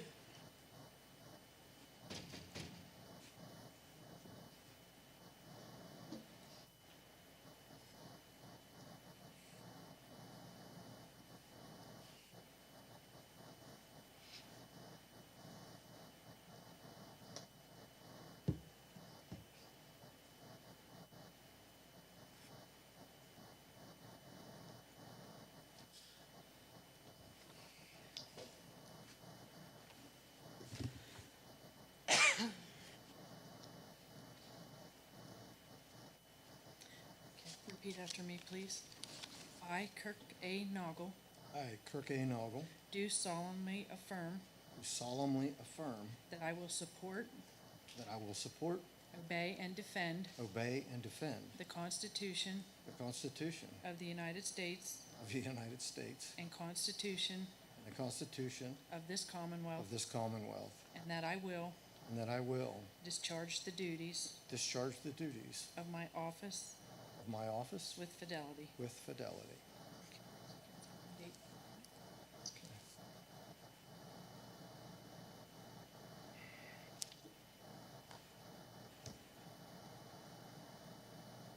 Seventh.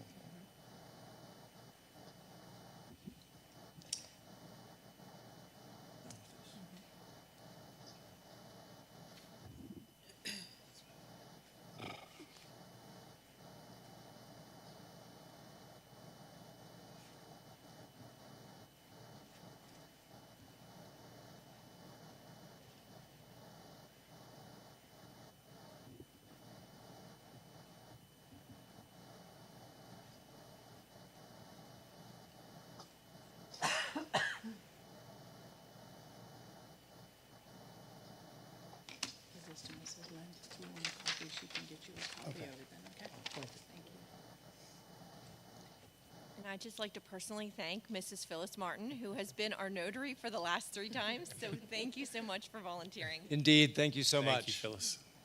Mr. Noggle, your seat, I think, is right here. Welcome aboard. Sure.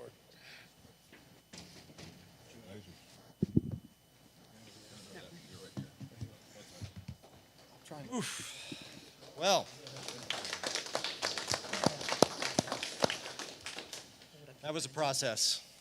Again, I mean, I've said it like a bazillion times already. All of you, the other 4, thank you so much for submitting your letters of interest. I'm confident that all of you could have filled this role, and you all would have brought an important and you know, diverse perspectives to the board. Thank you again for being willing to step up. All right, so this meeting has 2 citizen comment periods. We have a first period that is a comment period regarding agenda items. If we have one person who signed up prior to the meeting to speak, and there may be others.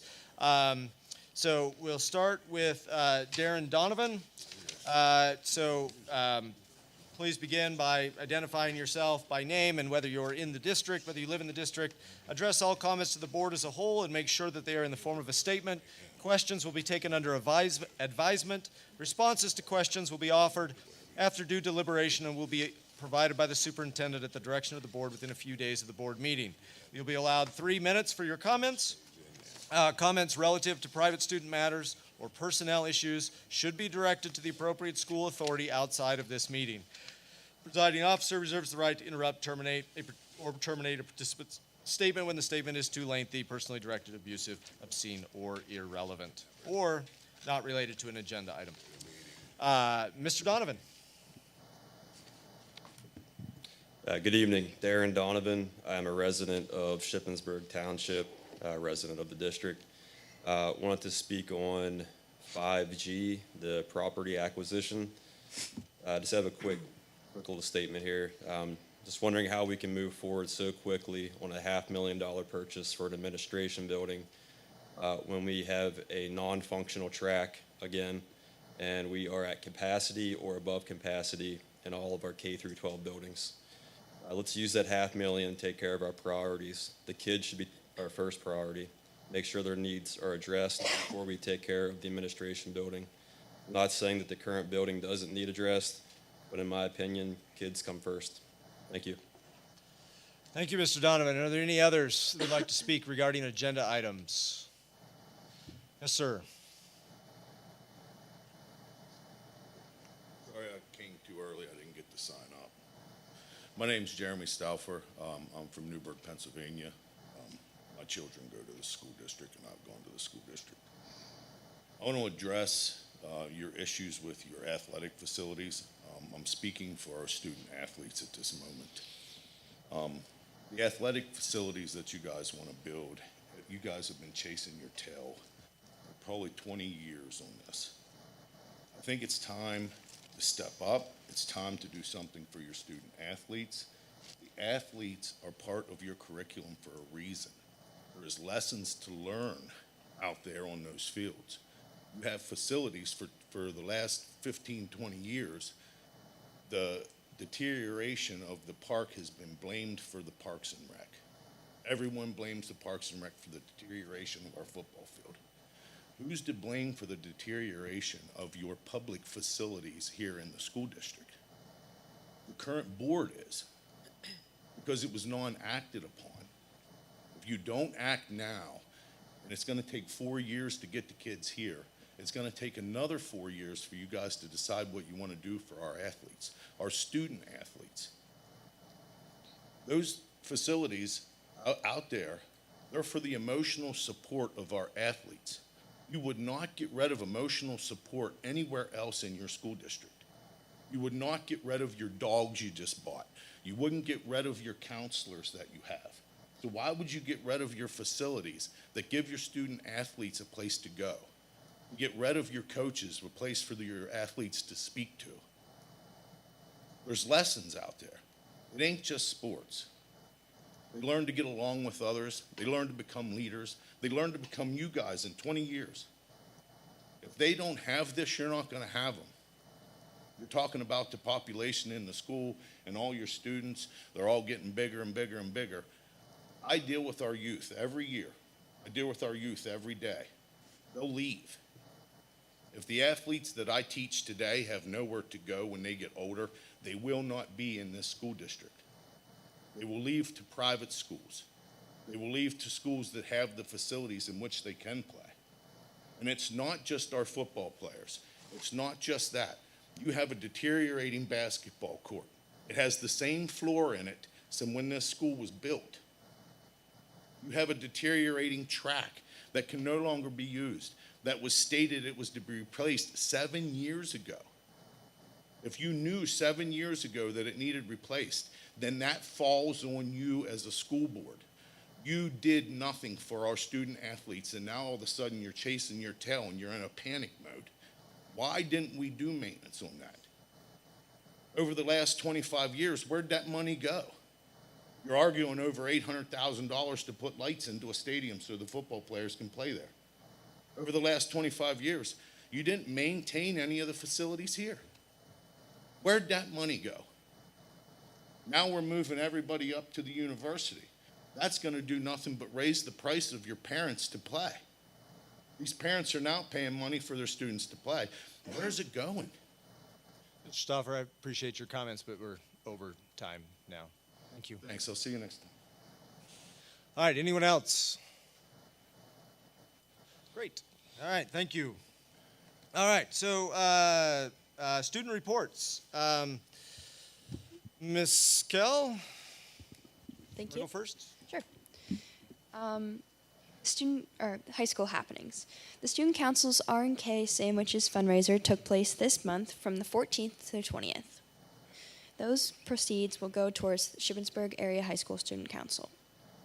The Tech 360 career field trip to Harrisburg University took place on March 21st for those interested in cybersecurity, gaming, IT, and other computer science fields. A Human Services Center trip will be held on Thursday of this week for students interested in exploring careers related to welfare and human services. Last Friday, Mr. Ship, a family consumer science teacher at the high school, was taped to a wall during a fundraising event. This fundraiser was sponsored by the Key Club, and all donations were given to Cumberland Valley Animal Shelter. A student versus teacher basketball game championship was held on the 23rd of March during Flex. The teachers won. The movie club held a March event last Friday where students were able to watch the movie Legally Blonde in honor of Women's Month. I will now be passing the rest of the report to Aryan Gankar. Thank you. The Dungeons and Dragons Club was established at the high school with their first meeting last Thursday. The High School Students for Life Club and the PMI Pregnancy Resource Center is currently running a diaper drive to help gather needed supplies for childcare. Can you bring the mic to you, my man? I can't hear anything over here. There you go. Should I repeat the sentence? No, just start where you are. Fill in the blanks. Running a diaper drive to help gather needed supplies for childcare, such as diapers, brushes, and soap. The Women's Empowerment Club, which is a pretty new club at our school this year, held a Wear Purple for Teachers Dress Down Day in honor of International Women's Day.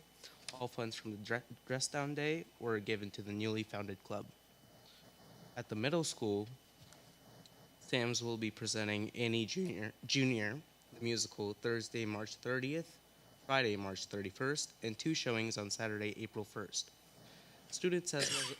Students, as well as Mr. Piper, have been working very hard to put this all together. Sam's PTO will be selling snacks and single carnations as a fundraiser before all 4 shows, as well as during the intermission. Finally, Sam's Student Council is hosting a Penny Wars. Classes are competing against each of the other classes on their team to raise money for local organizations. Within this activity, pennies count against you and silver coins count for you. In the first week, Sam's has raised almost $900. Penny Wars ends on Friday, March 31st. Thank you, Mr. Gonkar and Ms. Kell. Thank you. Do we have a report from the Franklin County Career Center? No, just the budget is going to be coming up, and there is going to be an increase. Okay, so we'll expect to see that, I guess, on a upcoming. Next meeting. Okay, great. I believe that several committees met.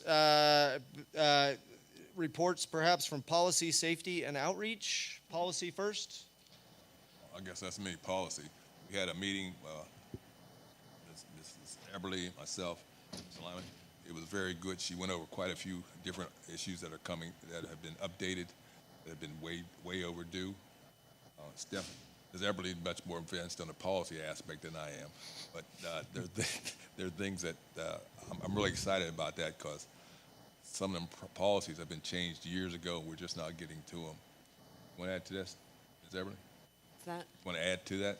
Sure. So the policies that you see on the discussion agenda tonight, 202, 239, 338, 338.1, and 819 were all current policies that were revised, and there are a number of policies that are recommended by PSBA for deletion. Just one thing I wanted to add was the PSBA recommends merging the 3 employees sections into one section into our board docs. So if you do visit the district website, you'll see that there are currently 2 300 sections, and this is due to the merging process. Once all employees policies from the 300, 400s, and 500s are merged, there will only be that one 300 section for employees that will include the administration, professional, and support staff. Great, thank you. Safety Committee. So the Safety Committee met on Tuesday, March 21st at 4 p.m. That committee, along with myself, Mr. Scott and Mr. Suiters, Mr. Lyndon Muth, and Mr. August and Mrs. Lentz were also in attendance. The major discussion during the meeting was on radio replacements. Mr. Lyndon Muth presented that the current radios or walkie-talkies we have are from the 2008, 2009 and are in need of being replaced. But over the years, when a radio breaks, they've purchased cheaper radios, which don't cover the whole building. He did provide a estimate from Triangle Communications with a price of $738 each, which is actually pretty cheap considering some of those radios are $2,000 to $3,000 each. And that we would need approximately 120 radios, but we are gathering a few more estimates for the radios to see if Siemens, who provided the one quote for cameras, can also provide radios, and to see if Triangle can provide some camera quotes. So we are just kind of holding off on bringing that recommendation to the board as a whole because Chad was on vacation and unable to provide some of those quotes. Also, we're also collecting estimates for the safety ballards, and they serve as a protective barrier that secure parameters from vehicle impact, such as outside of areas such as playgrounds, the building storefronts, and we're actually collecting those estimates because that was a recommendation from the Pennsylvania State Police risk and vulnerability assessment.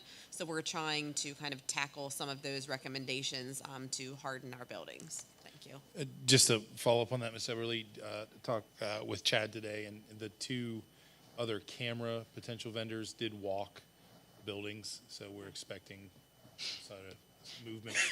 Great, thank you. May I ask a question on that? Are the vendors, they local? Are we trying to get any local vendors? I don't know, Mr. Scott. I'd have to ask Chad. Okay. I would like. All right, finally, the Outreach Committee. So good news that our final process is completed for the executive director position. I know I've heard that mentioned a couple times already this evening. I want to thank everybody from the Greyhound Foundation, from the school district, and also from the Outreach Committee for all working together to partner to select a very high energy.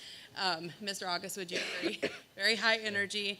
I'm very certain that Susan Fink is going to represent the school district and the foundation in the best way possible. And as she is a past alumni of Shippensburg, I think that her having skin in the game and the roots here in the community is only going to kind of amplify the results that she gets. And then just to give a little bit of kudos out, a couple months ago I had participated in a Lions Club meeting through outreach, and at that time Josh Mitchell had presented from Parks and Rec to potentially allow, to kind of partner with the Lions Club on the bathroom situation at Memorial Park.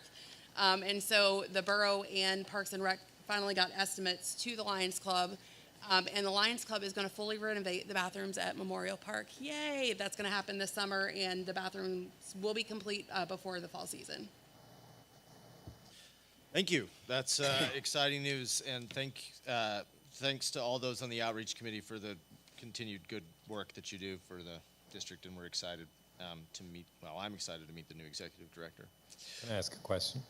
Sure. Do we get to meet this new executive director in one of the upcoming board meetings? Yes. Her start date is May 15th, and so between now and then she's going to be kind of acclimating herself in. You can look for more information to be coming soon as far as a date. I'm hoping that she'll be able to attend in the month of April to one of our meetings. We'll absolutely get her here. I'll celebrate. All right. Now a brief, I think, curriculum report by Ms. Woodall. I will keep it brief, assuming all of my stuff loads. You know, sometimes when you come on to Google here, whatever reason, always, excuse me, troubles. Anyways, the last board meeting, we were under federal program monitoring for our ESSER programs, specifically ARP ESSER, which we call ESSER 3. There's 3 sets of ESSERs. We've been through all of that fun stuff before. So I just wanted to give the board some updates on the monitoring findings. First off, before anything, even though I'm federal programs coordinator, this took a huge effort from other people. So I publicly want to thank Lori Bigham, who's my assistant, Christy Lentz, Joanne Negley, Lisa Musser, Lori Pomeroy, Cindy Steele, and Ginger Massey, because they helped gather all of the paperwork that we had to upload into the system for monitoring. So without them, this would have been very, very difficult, if not impossible. Ms. Woodall, could you pull the microphone a little bit closer? It's sometimes hard for people in the YouTube world to hear. All right. So the thing with our monitoring, I'm just very, very proud to say that the monitors stated that Shippensburg Area School District was one of the best monitorings, or not one of the, sorry, Christy, it was the best monitoring, correct, that they have seen within the state due to the organization that we have, following our policies and procedures, and the documentation of our expenditures. So again, that is a huge part to all of the people that helped out with this. So thank you, everybody, for helping us be the best that they've seen in the states. Even though we were the best that they've seen in the state, they did have some recommendations for us. First off, we need to create and utilize a minority and women-owned business list to utilize when bidding. So that's something that they look for when we have federal money, that we have a list of vendors that are minority or women-owned, and we utilize that to let them know that bids are going out in areas that they could help procure services for us. And then the other recommendation was that we maintain previous bid records when renewing contracts. So this came from some of the federal money that I utilize with ARP ESSER is for transportation for our after-school and summer programming, which goes above our procurement threshold. Procurement states that we have to go out for bid with that, and we have gone out to bid with Boyo in 2011, but since then we've been renewing the contract with Boyo. We don't have all of the bid packets from when that went out to bid in 2011. So we found some of them, but we didn't have all of them, and we also did not have the advertisement from that time. So their recommendation is just moving forward, if we just keep renewing contracts from a bid that we had previously had, just make sure we keep all of that bid documentation. We also are going to be monitored for our title program, so that's Title 1, 2, and 4 coming up in 2 weeks. I've already uploaded all of the documentation, and the monitor and I have been going back and forth with some things. I already know, even though the monitoring's not over, that we are going to be receiving a not met designation for some of our policies. So policy 626.1, which is our travel reimbursement policy, doesn't specifically list the types of travel, whether it's single day, overnight, or out of state. That policy was recommended to be redone by PSBA, I believe, in 2018, might have been 2017. Policy 626.4, same thing. It was recommended to be redone back in 2017 or 18. It's our conflict of interest, and it doesn't have the updated PSBA wording for standards of conduct, organizational conflicts, disciplinary actions, and mandatory disclosure. And our policy 626.5 is out of date because it has lower procurement limits than the federal government.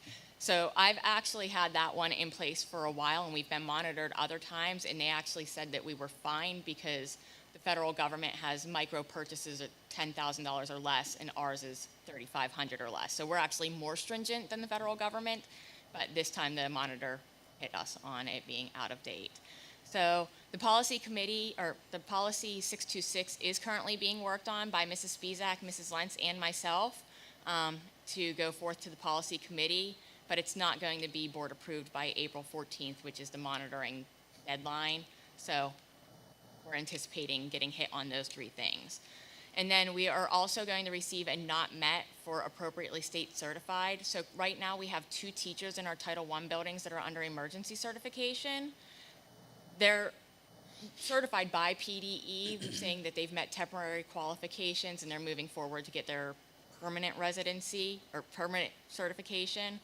But by federal programs guidelines, that emergency certification does count against us when having them in Title I buildings. That's something that we are not the only district to be dealing with right now. Most buildings have 1 or 2 emergency certified teachers across the state. So what does that mean? Because we are a Cycle 3 district, next year we're scheduled to be monitored anyways for Title I programming. So we got monitored this year because we were medium risk. By getting a new superintendent, that put us at medium risk. So Sorry we about got that. monitored. We got monitored this year. We were scheduled to be monitored next year, which we will be anyways because that's our cycle year. But the findings for the policy 626 might put us at a high risk category, which that would trigger an on-site monitoring versus right now we're doing a virtual monitoring. The findings do not impact our funding as a district. So as long as we have the corrective actions created and followed, we'll be fine. And our corrective action for the policy updates is that 626 it's already in process before we knew we were going to be monitored. So really the only implications are next year I'll have the monitors sitting in my office rather than talking to me virtually. Any questions? I would just throw out, like, it's an understatement to say the work that Sherry and Christy and their team did. These federal audits is millions of dollars. It is and they want documentation. So kudos to you, Sherry and Christy and your team. To come through that with flying colors is an outstanding achievement. Great job. Thank you, Ms. Woodall. Now, I believe that one of the major topics of the Committee of the Whole in our next meeting will be the budget, but we have a brief finance report, I think, Ms. Lentz? No, just that we will be having our next budget update at the committee whole meeting on April 11th. Okay. All right, Superintendent's report. Thank you, Dr. Goetz. Donations, as usual, our community extremely generous. I'd like to note Greg and Shauna McMullen's $250 monetary donation towards the middle school's facility dog program, an anonymous donation of $1,753 towards the middle school facility dog program, the SACE's PTO, a $500 monetary donation to support the SACE's dog program, National Energy Foundation, $150, donation for the Nancy Grayson Elementary School for students' participation in their energy efficiency program. Nagley's Well Drilling, $100 donation to support the Shippensburg Area High School Special Education Track Meet, which is coming up in May. Boyer Agency, $150 to support the Special Education Track Meet. Cindy Colesmith Rentals, $200 monetary donation to support the Shippensburg Area Senior High Track and Field Meet.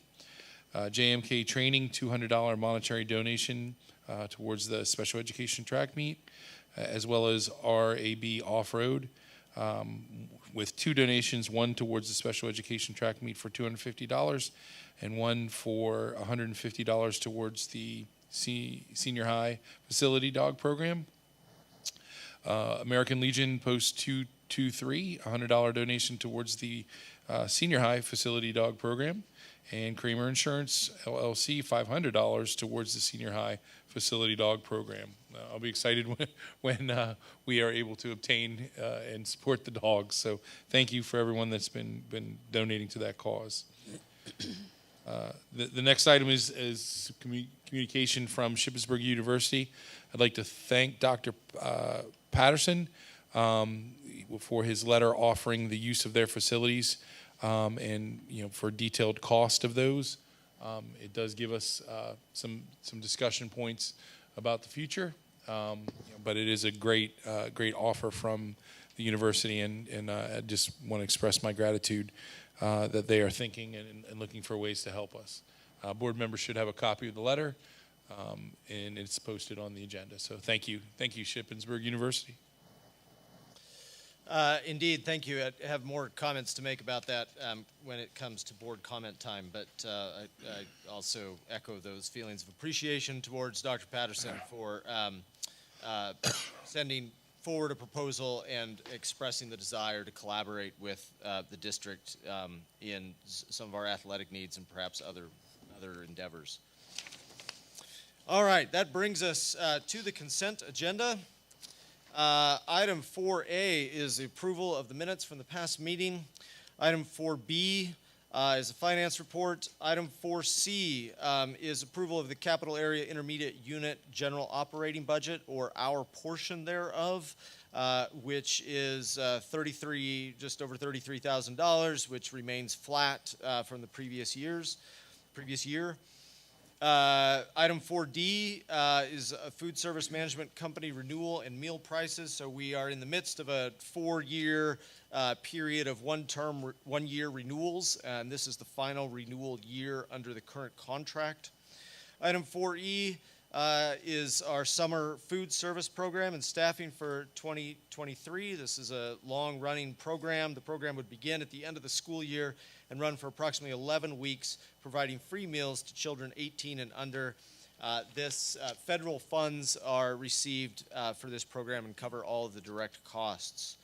Item 4F is Wright Elevator Service Agreement.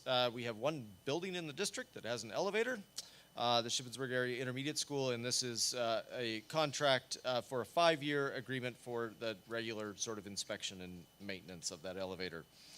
Item 4G is a Curriculum Associates quote. Administration recommends the approval for the Curriculum Associates MOU for grades 1 through 5 iReady Math for the next several school years.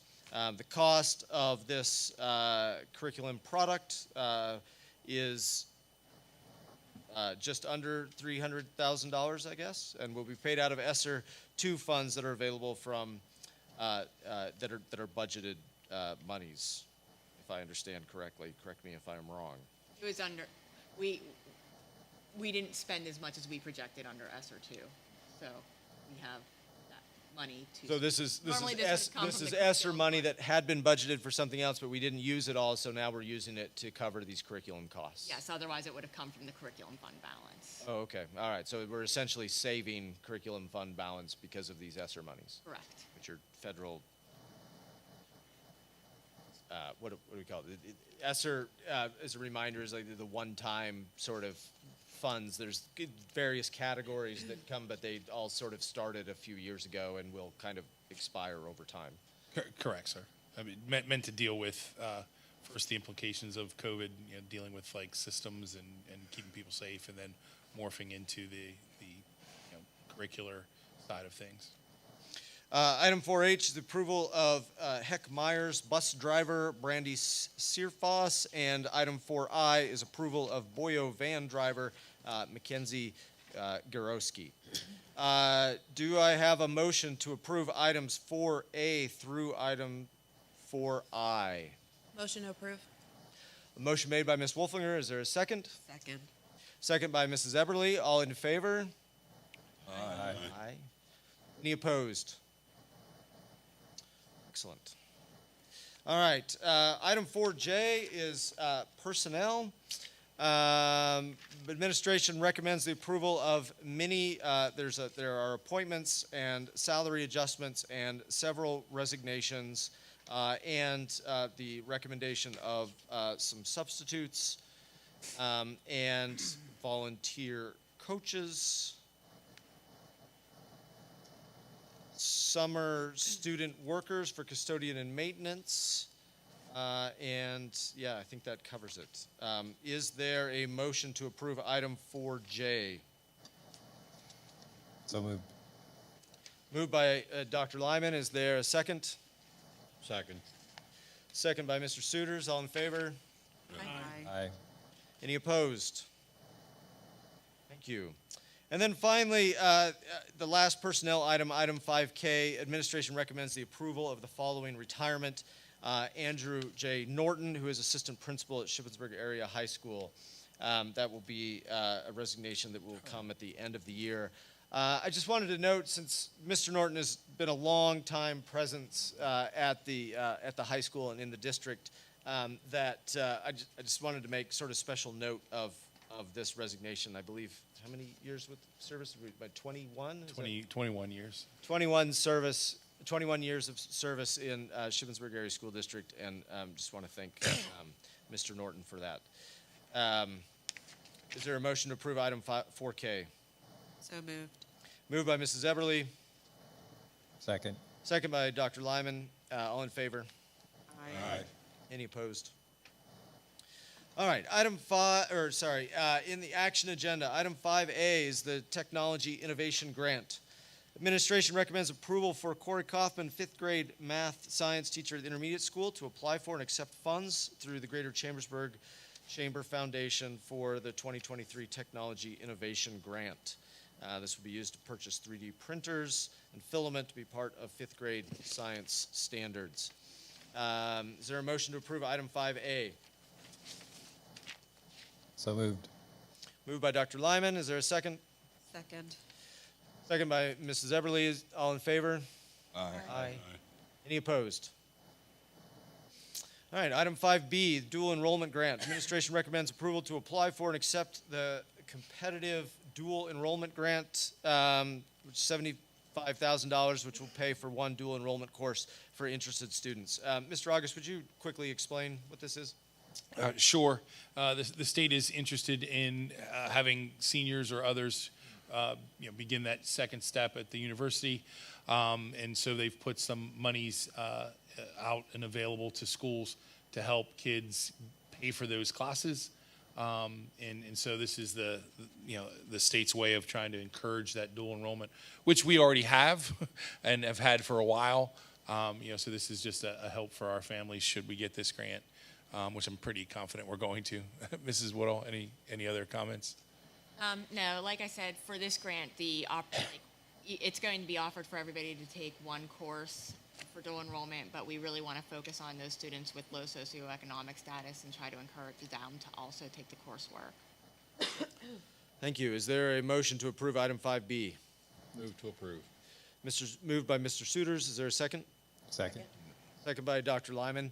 I'm realizing now that I have been skipping over the call for discussion, and I apologize. I was not doing that on purpose. I just getting caught up in the in the role of the thing. Is there any discussion on item 5B? All right, all in favor? Aye. Any opposed? All right, item 5C, part-time classroom assistant position at James Byrd Elementary School. Administration recommends the addition of a part-time classroom assistant position at James Byrd, and this is in a special education assignment. You can see the costs down below. Is there a motion to approve item 5C? Motion to approve. Motion made by Mrs. Eberly, Second. second by Mrs. Wolfinger. Is there any discussion? Yes. Are there many openings for assistant, classroom assistants? Or do we have many openings in the school district? I'm sorry, Mr. Scott. Do we have many openings within the school district for classroom assistants? You know?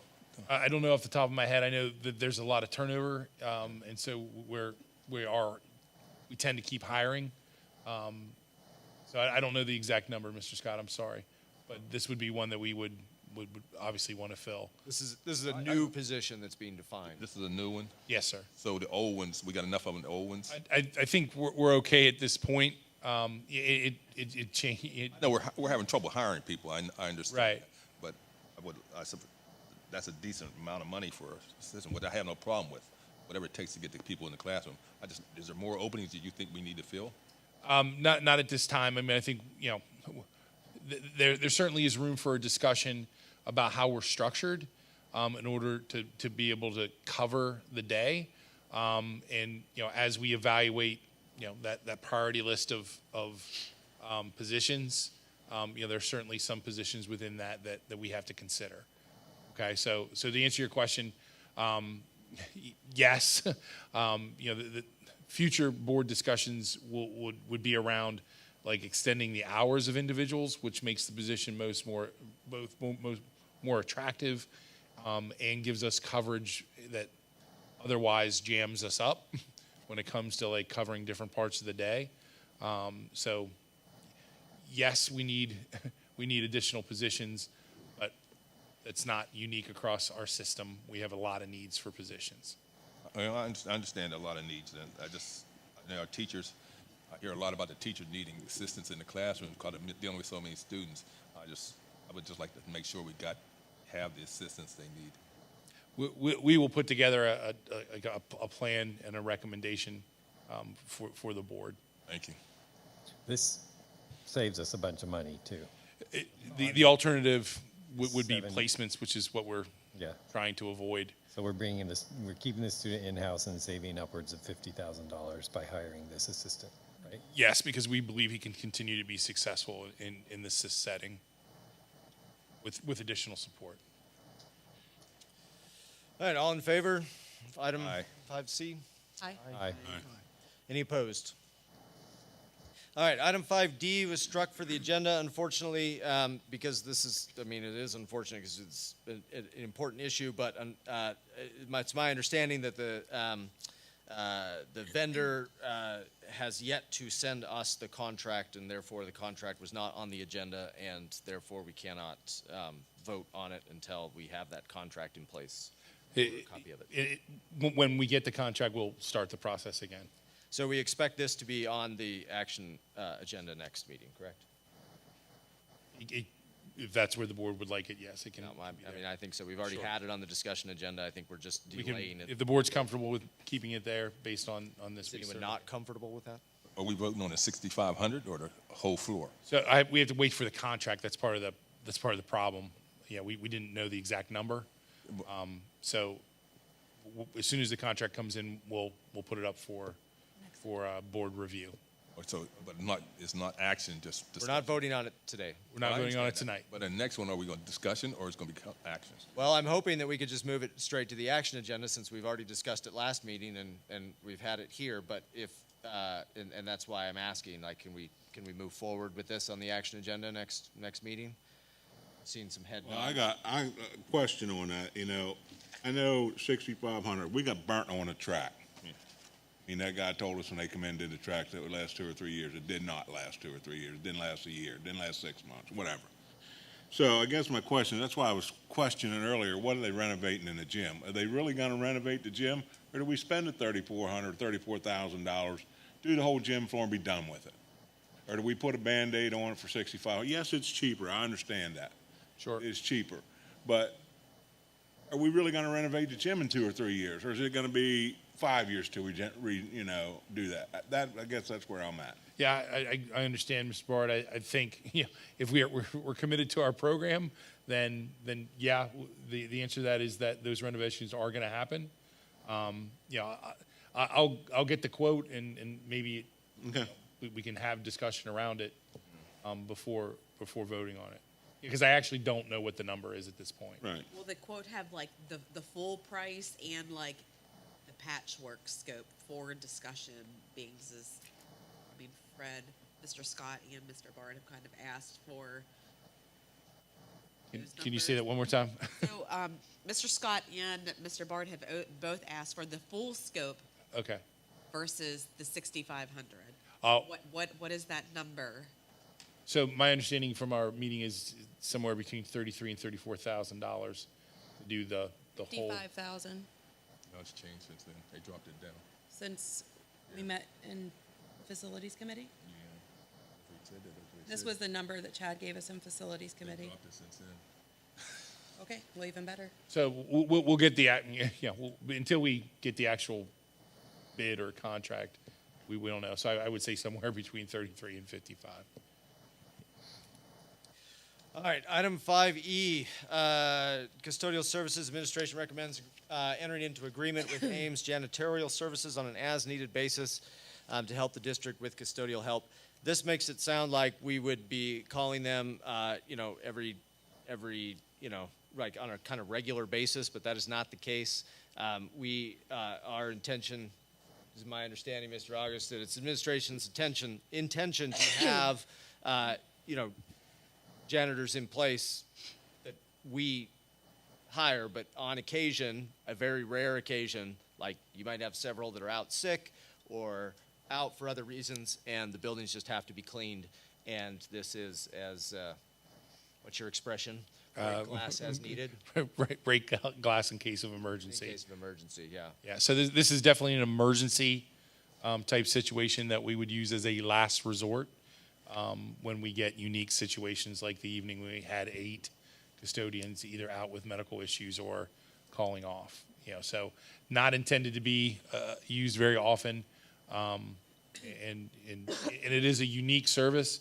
It's not necessarily a cleaning service. It's a service that provides substitute, cleaning. So it's not like a regular cleaning service.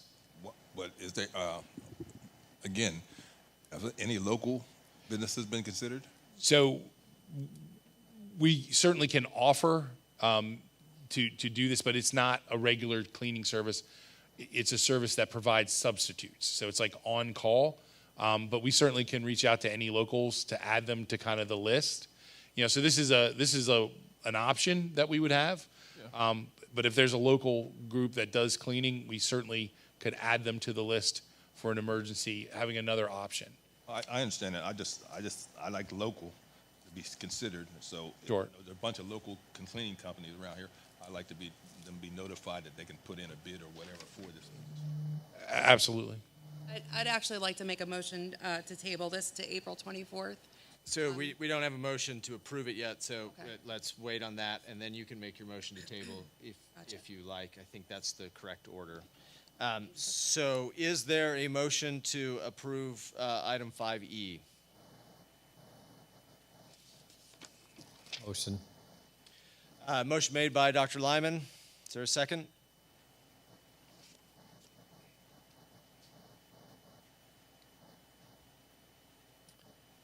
Well, with no second, the motion dies. I don't know if that's the right word to use, but we'll call it that. Okay. Item 5F is in regard to 3 expulsion waivers. Parents of 3 students have waived their right to a formal student discipline hearing before the Board of Directors, and you can see the placement that administration has recommended. Is there a motion to approve item 5F? Motion to approve. Motion made by Ms. Wolfinger. Is there a second? Second. Fred Scott seconds. Second by Mr. Scott. Is there any discussion? All in favor? Aye. Aye. Any opposed? All right. So we're going to do something a little bit unique here. So we have just appointed a new member to the board, and we had, prior to this meeting, had an executive session related to property acquisition. And when we were having that discussion, we realized that we were going to be having this vote with a new board member who did not hear all of the information that was discussed in executive session. So what we are going to do is we are going to briefly adjourn to executive session. Hopefully we'll be back in just like 5 minutes, but we're going to try to bring our new director up to speed, and then we will return and have a vote, or, well, we'll bring the item 5G to consideration. Thank you.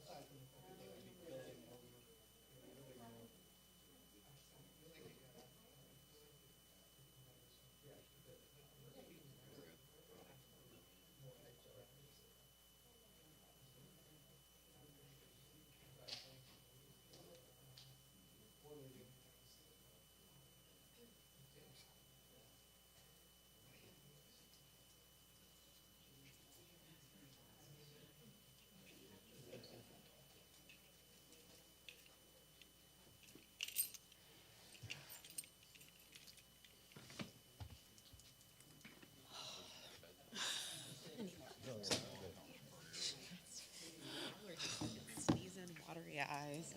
Holding it together pretty good. This one down. For a These long mints, meeting. I ran out of water too, my energy drink at home. All right. The little parade in and out of executive session is one of the most peculiar things that I've had to get used to as being part of the school board. We used to do that a little bit more often than we do now. And I'm not sure if I'm supposed to like gavel in and out, but if I was, just assume that it happened. So item 5G is regarding property acquisition. So so is there a motion to authorize the superintendent and/or solicitor to offer $460,000 as a purchase price, and if accepted, authorize the board president or superintendent to sign agreement of sale for this property? Move to approve. Motion made by Mr. Suiters. Is there a second? Second. Second by Ms. Wolfinger. Mrs. Wolfinger. Is there any discussion? Yeah. So I think I made my point, the initial night that this came up. This is where I stood. So I want to reiterate this. I totally understand the logic behind this. I understand the need behind this. And I haven't taken this lightly. And let me just go. It's late. But so a lot of times you always hear that the teachers are the heartbeat of the district. The teachers and the staff and the kids, the staff that are with the kids every day. I agree. And I think the backbone of our district are the people, the administrators who are going to get this. All that said, my decision right now to vote yes on this is really up to the rest of you. Because it sounded to me like we had a plan to get the rest of our facility projects to a vote on April 24th. And I'm not telling you how to vote. You vote yes or no on that, however you want. But I really just want to see us move forward with a vote. And if I can sense right now that we are willing to do that and we are done kind of spinning the wheels in the mud a little bit, I will 100% support this because I understand why.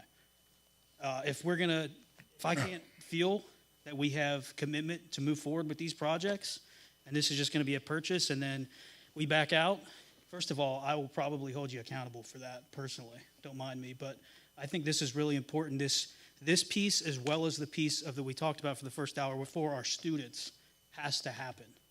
And we can't keep pushing it down the road.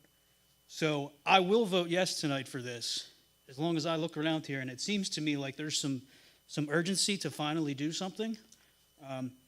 So that's where I stand for this, because it frees up space. And I guess one thing I want to add to that, and I know it does, and it's been said before that it frees up space for like ISS. I agree. I don't know how we don't have ISS. I feel like everybody does.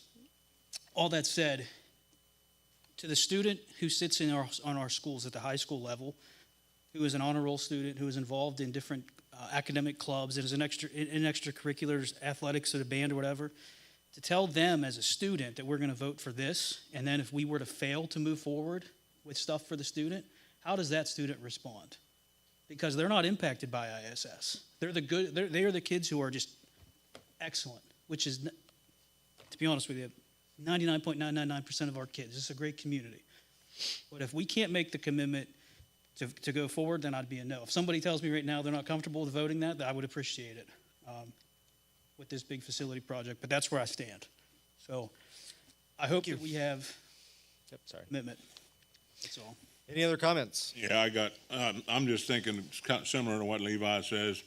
We spent, since I've been on this board, I spent 4 years talking, 3.5, talking about moving forward, and really the only thing we got going is the middle school.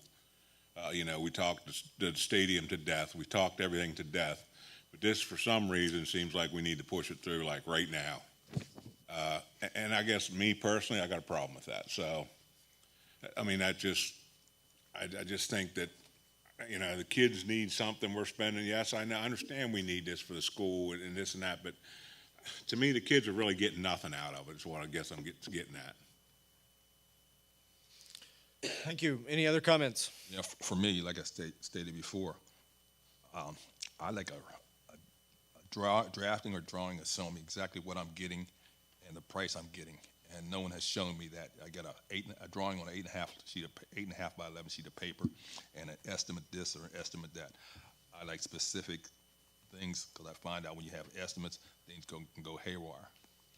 But I'm going to vote for this, most likely, because the need is there. I just not happy with how it is progressed to showing us this.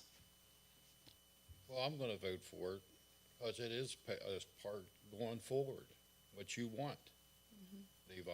This is part of it. Absolutely. I don't like some stuff, but that's the way this is going to have to work. So I'm all for moving forward.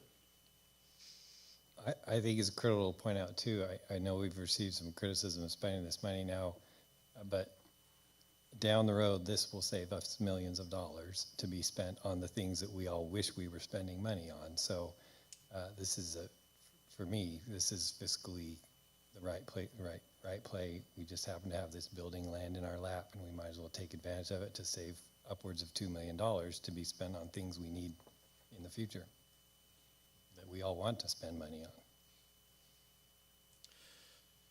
I mean, when I look at the ship taking shape plan and I see this like broad plan and I see that we're sort of already on the way. I mean, we've begun this middle school project and we're, ready to take the next step, I think. And this all sort of fits within that giant package.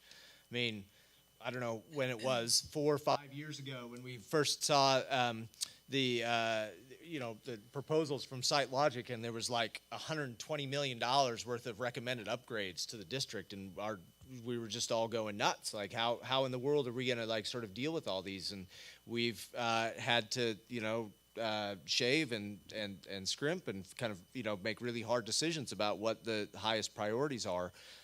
But part of that package was like, the understanding that our administration building was just not adequate to the task. And those employees are very important to the district as well. It's kind of the face of the district. If somebody's coming to enroll, they need to go to that building. It frees up space in other places. It saves money for the future. And solves other needs such as creating collaborative space for doing the work which ultimately benefits the kids. So I see it as part of the broader package, and I'm excited to see this, and I'm excited to move forward with ship taking shape next month. I don't want to give people the wrong impression. We're still going to use the old administration building. We're just putting people. Yes, sir. We're just replacing people with people. It's not being updated. A little bit of a swap and some space for some other stuff. It's not being updated. That facility's still going to be there. Correct. So instead of paying for one building, we pay for two. Okay. If it gives you any peace of mind, Levi, if it were on the table tonight to vote for the whole broad package, I would be an absolute yes. And I will have the yes in April. Thank you. Okay. Any other discussion on item 5G?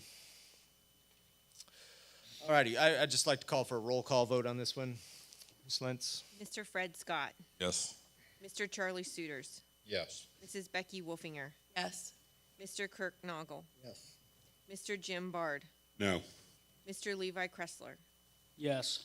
Dr. Michael Lyman. Yes. Mrs. Steph Eberly. Yes. Dr. Nathan Goetz. Yes. Motion carried 8 yes, 1 no.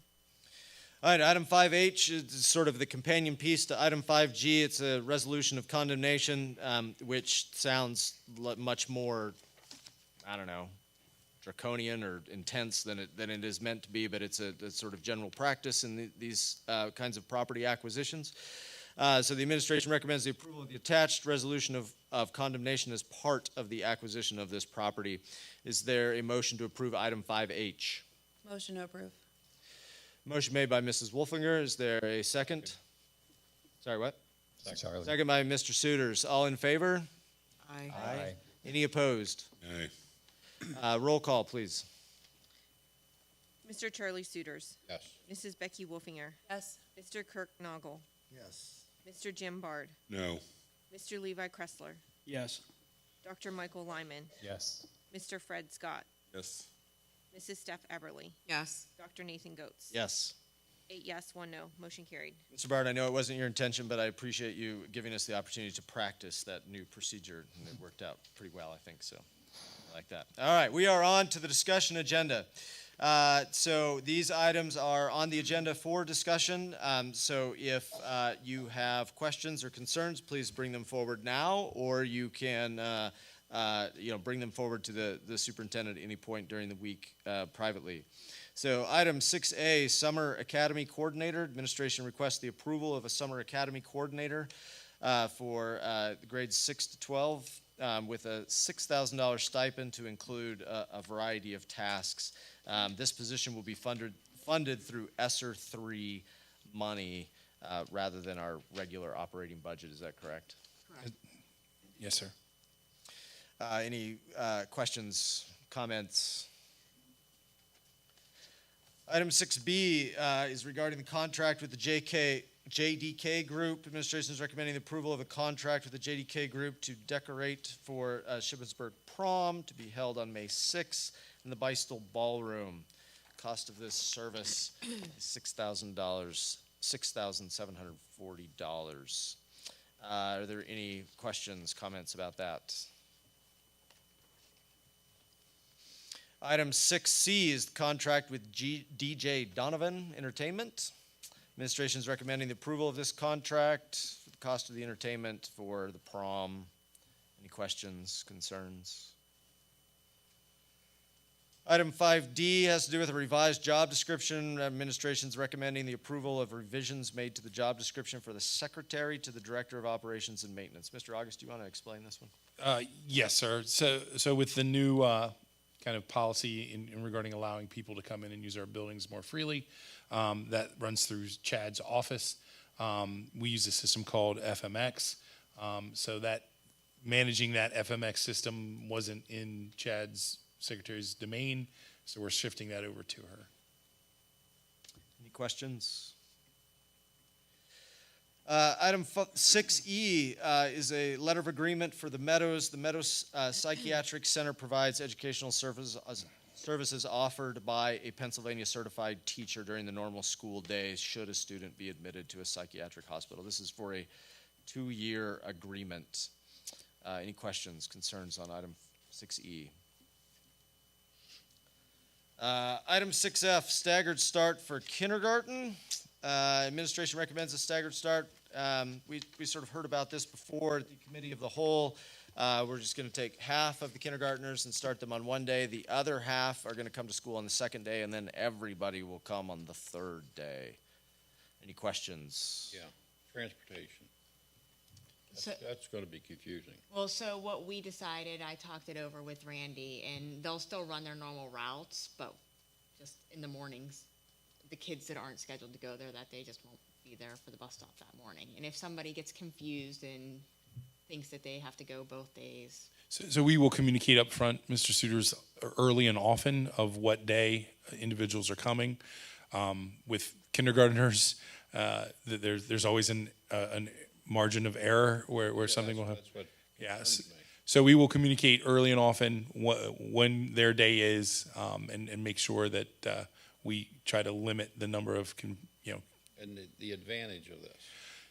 Great question. So the kindergarten on the first day, a lot of schools do this. It's called like a soft start.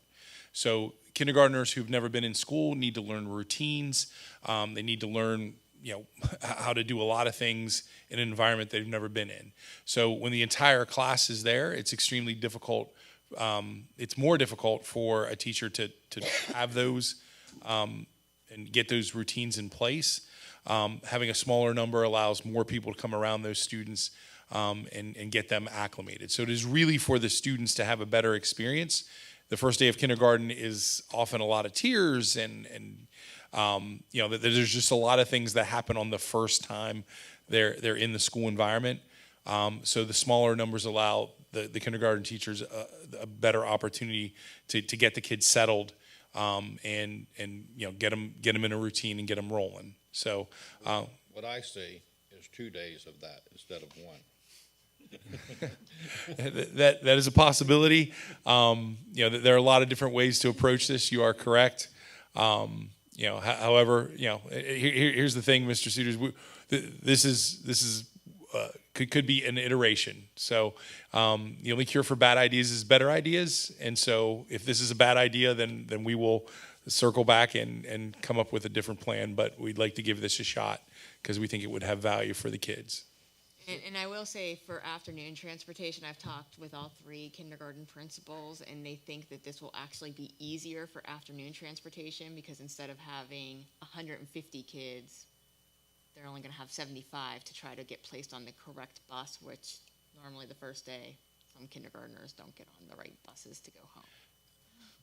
Correct.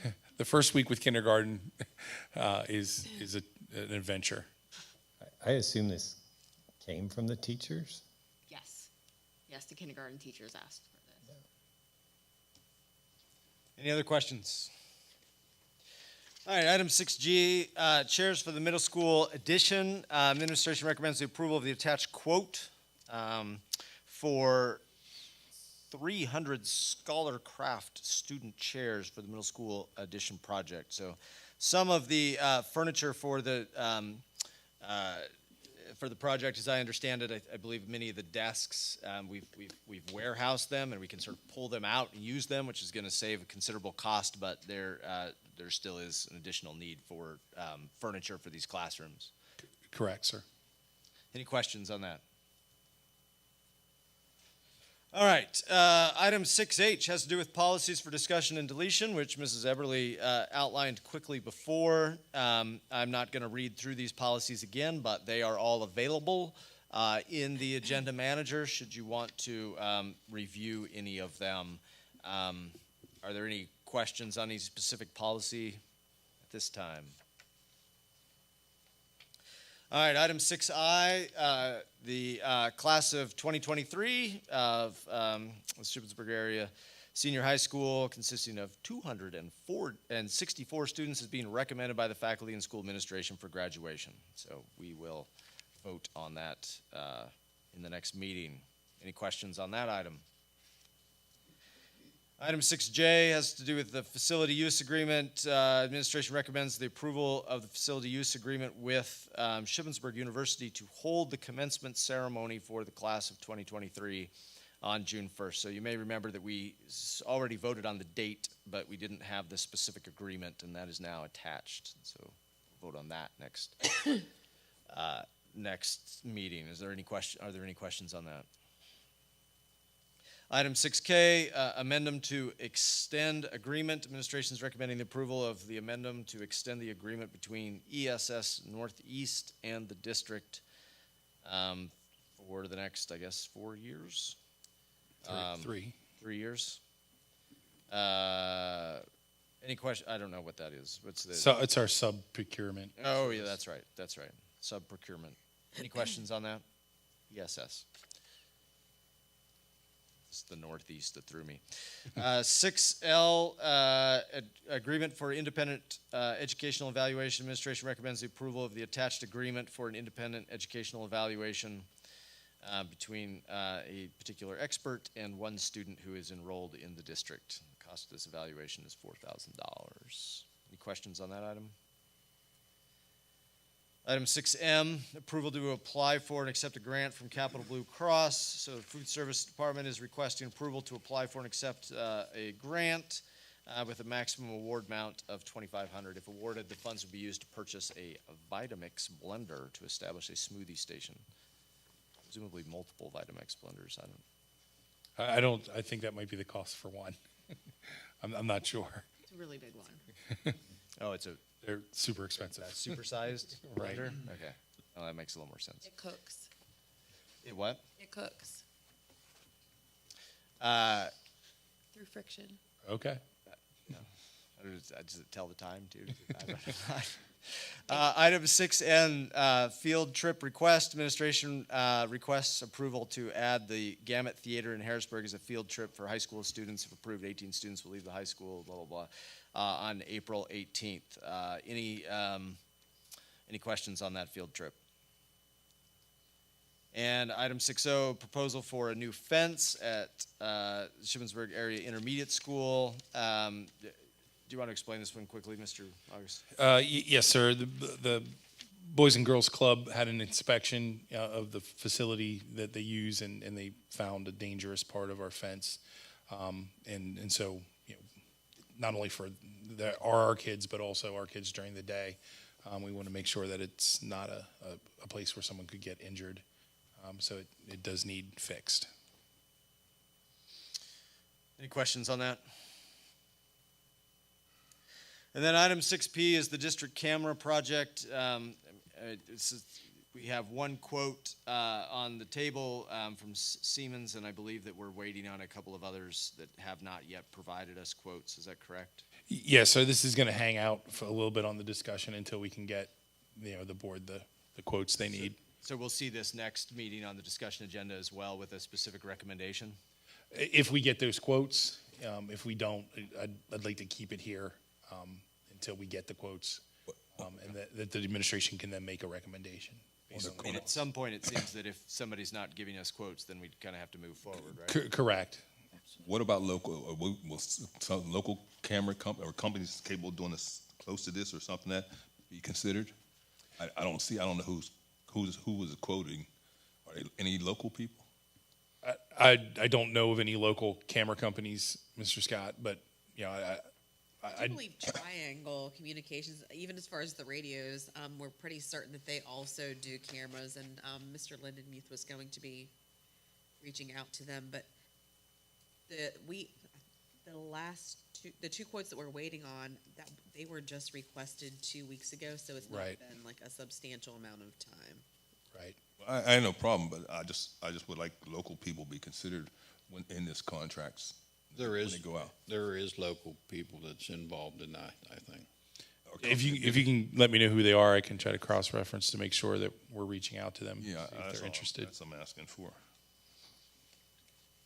All right. Well, that brings us to our second citizens comment period. So the same rules apply, but this is for any item that somebody would like to bring to the attention of the board. Just a reminder that you have 3 minutes for your comments, and please remember that comments related to private student matters or personnel issues should be directed to the appropriate school authority outside of this meeting and not addressed in this meeting. Mr. Donovan, I believe that you requested to speak at the end of the meeting too? I'm going to pass. Okay. Is there anyone else that would like to speak? Okay. All right, that brings us to board comments. Before we get started here, I wanted one other thing. I've been thinking a little bit about this, and in the sort of early days of my being on the board, and that's only 5 years and a little bit. There was a practice which wasn't appropriate of sort of board members making motions and sort of on the fly, and we would end up in kind of heated discussions about a particular item without it having gone through sort of the appropriate vetting process. So we have this vetting process where administration brings items onto the agenda. It recommends that it be put on the agenda. And the president and the vice president of the board review the agenda with the superintendent a few days prior to this meeting, and we all sort of agree on the agenda together. However, in that process, there's not really sort of the opportunity for individual board members to bring issues to the agenda. And I want to make it clear that there is this opportunity, that individual board members have the opportunity to bring things on the agenda if you do not feel like board leadership or the superintendent are accurately just sort of reflecting your desires. However, you can't, just because one board member wants something on the agenda does not mean it will happen. The board has to act as a whole. So there is the opportunity for board members during a meeting at this time, during board comments, or perhaps any other time, to make a motion for an item to be on the next agenda. If that motion were seconded and you were to get 5 votes on that motion, then the board is essentially directing administration to put that item on the discussion agenda for the next meeting, where it can be discussed and then presumably moved on to the action agenda for the following meeting. So that is like sort of the appropriate process, and we haven't really been practicing that process. Usually I don't know that there's a need to, but occasionally there might be if board members don't feel that issues of importance to them are being sort of addressed or moved forward by administration. So really just say all of that to just help us understand that process and to hopefully give you a sense of like proper board function and empowerment, so that that you also can have a role in creating the agenda. You're confusing me. Yeah, me You're too. saying I can make a motion now to have something on the next meeting If wasn't discussed. No, that's my point. So if you were to make a motion now and it were seconded and it got 5 votes, it would show up on the discussion agenda in the next meeting. Okay. Then we would all have time to discuss. The public would have time to, vet and make their comments and whatever, but it wouldn't be voted on the next meeting. I got a question. Who makes up the discussion? Who makes up the discussion agenda we get? So that is administration brings forward a draft agenda, and then the board leadership reviews with administration that draft agenda, and together we produce the agenda that you see on Mondays. So it's yours and administration's agenda that we see.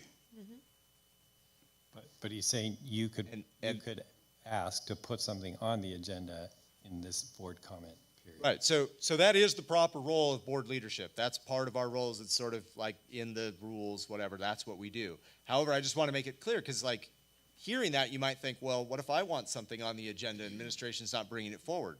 I'm explaining the process by which you can get something on the agenda if there's something that you think is important.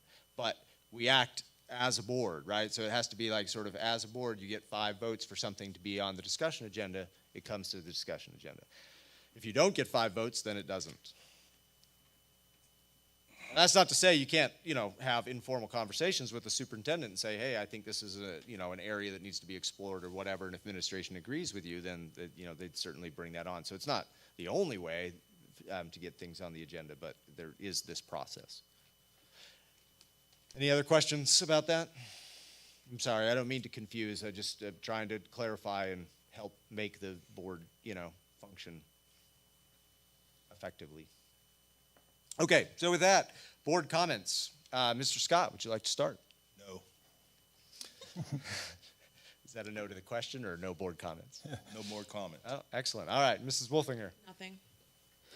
Mr. Kressler. Absolutely. First of all, congrats to Bryce Patillo. He competed at the 2023 Swimming and Diving State Championships at Bucknell since we met last. Dr. Goetz, I think you're going to touch base on this topic I'm getting ready to talk about a little bit. You mentioned it earlier, the superintendent's report, the SU, the paperwork we got from Dr. Patterson. I appreciate it. I don't know that it's like varsity football being at the university is the route that we should go, but I do think that we should continue to expand our partnership. We talked about pre-K before.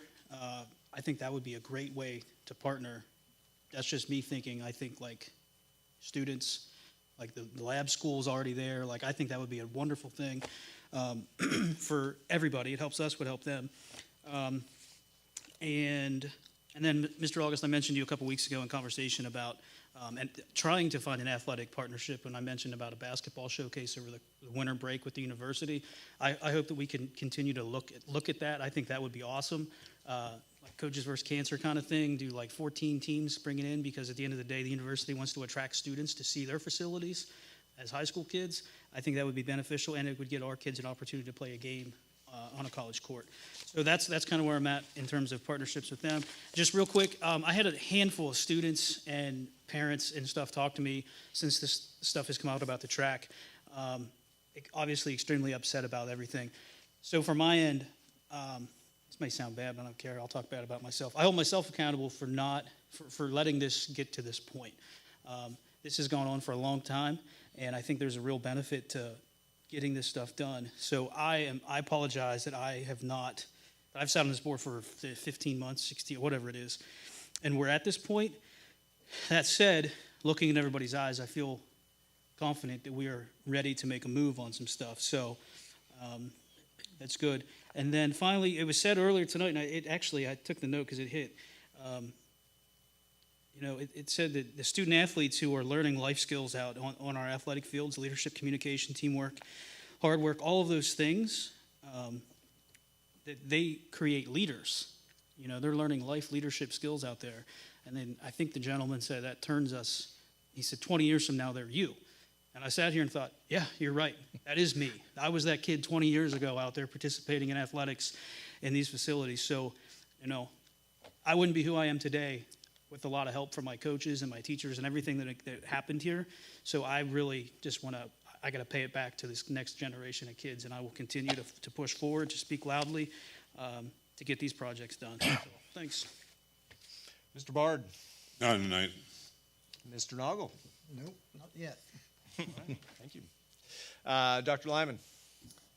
Yeah, I do have something. I just wanted to, as all of you know, I'm a social worker, and I just wanted to bring up how our district is meeting our students' mental health needs, or maybe not.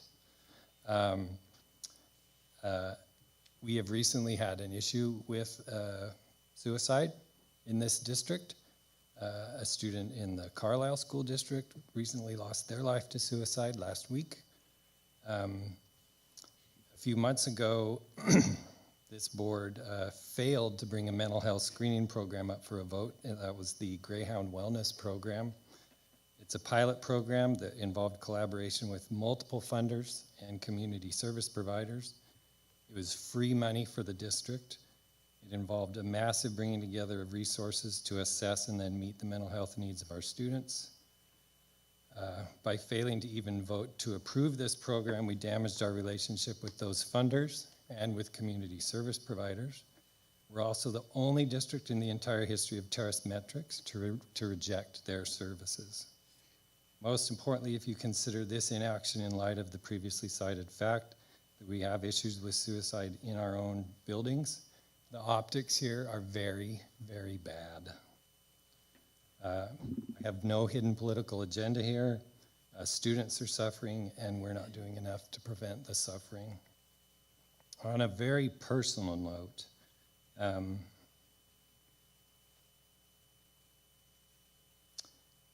last week we lost an important community member in Sonia Payne. She helped write the grant for that Greyhound Wellness Program to assess and then meet the mental health needs of our students. And I can think of no better way to honor her than by doing something for the children of this district that she worked so hard to serve. I don't want to do anything rash or hurried. I would like to follow the process. Just like Dr. Goetz has outlined, I would like to put the Greyhound Wellness Program back on the discussion agenda for our next meeting.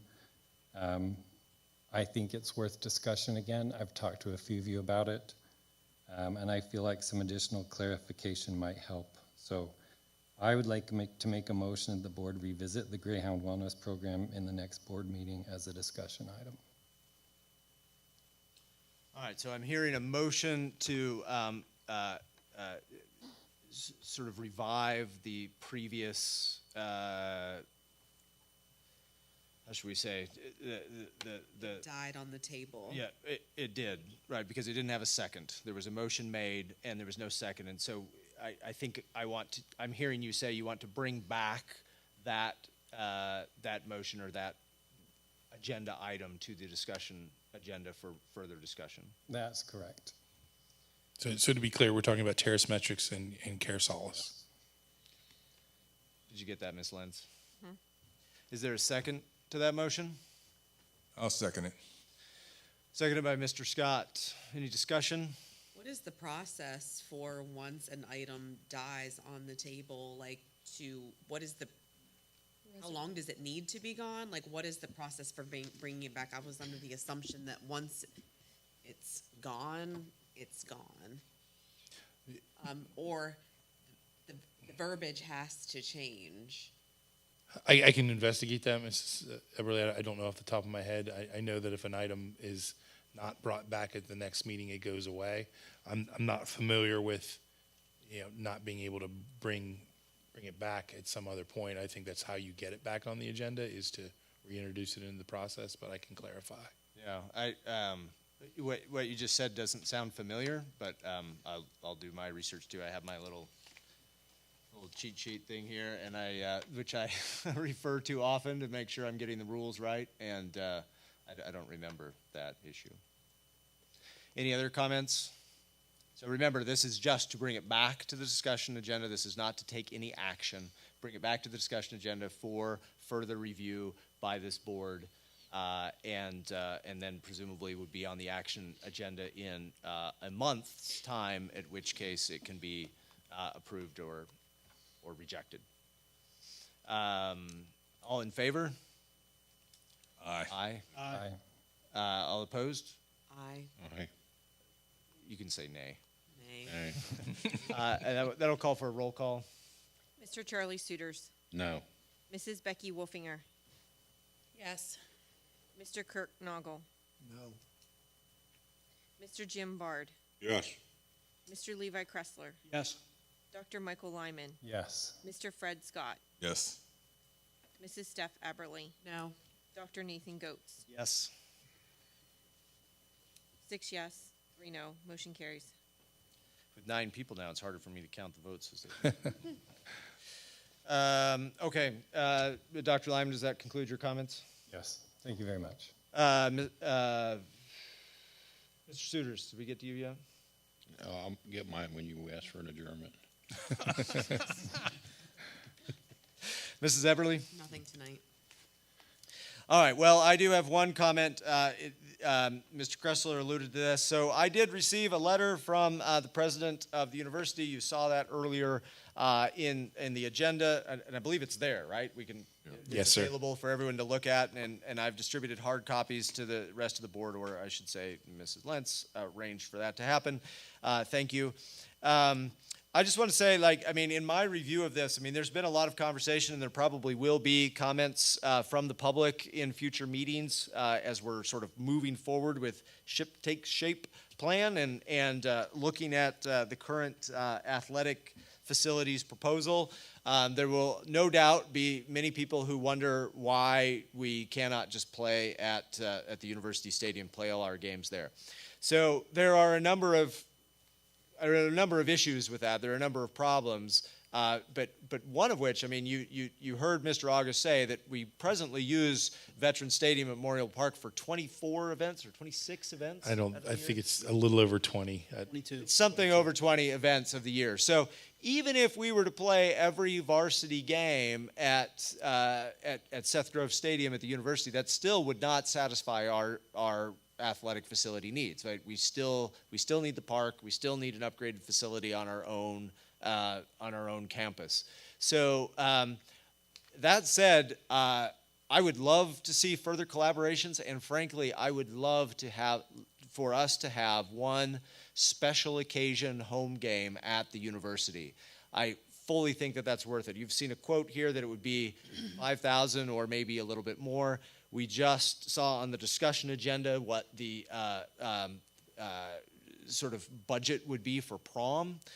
This would be less than that, right, for this one sort of special occasion event. I think it's a great opportunity to get our students, our parents, other folks, other stakeholders onto the university campus and to bring students and parents from other schools onto the university campus as well. I think it's a terrific collaborative opportunity. And I think that the students would love it. I think the players would love it, right? They've hit the big time. They get to go to the university and play there, and in that sort of environment. It would not be a Friday night game because that facility does not have lights. But I think it would be awesome, and I really hope that this board and administration will seriously consider that possibility and seriously consider like the option to make that happen.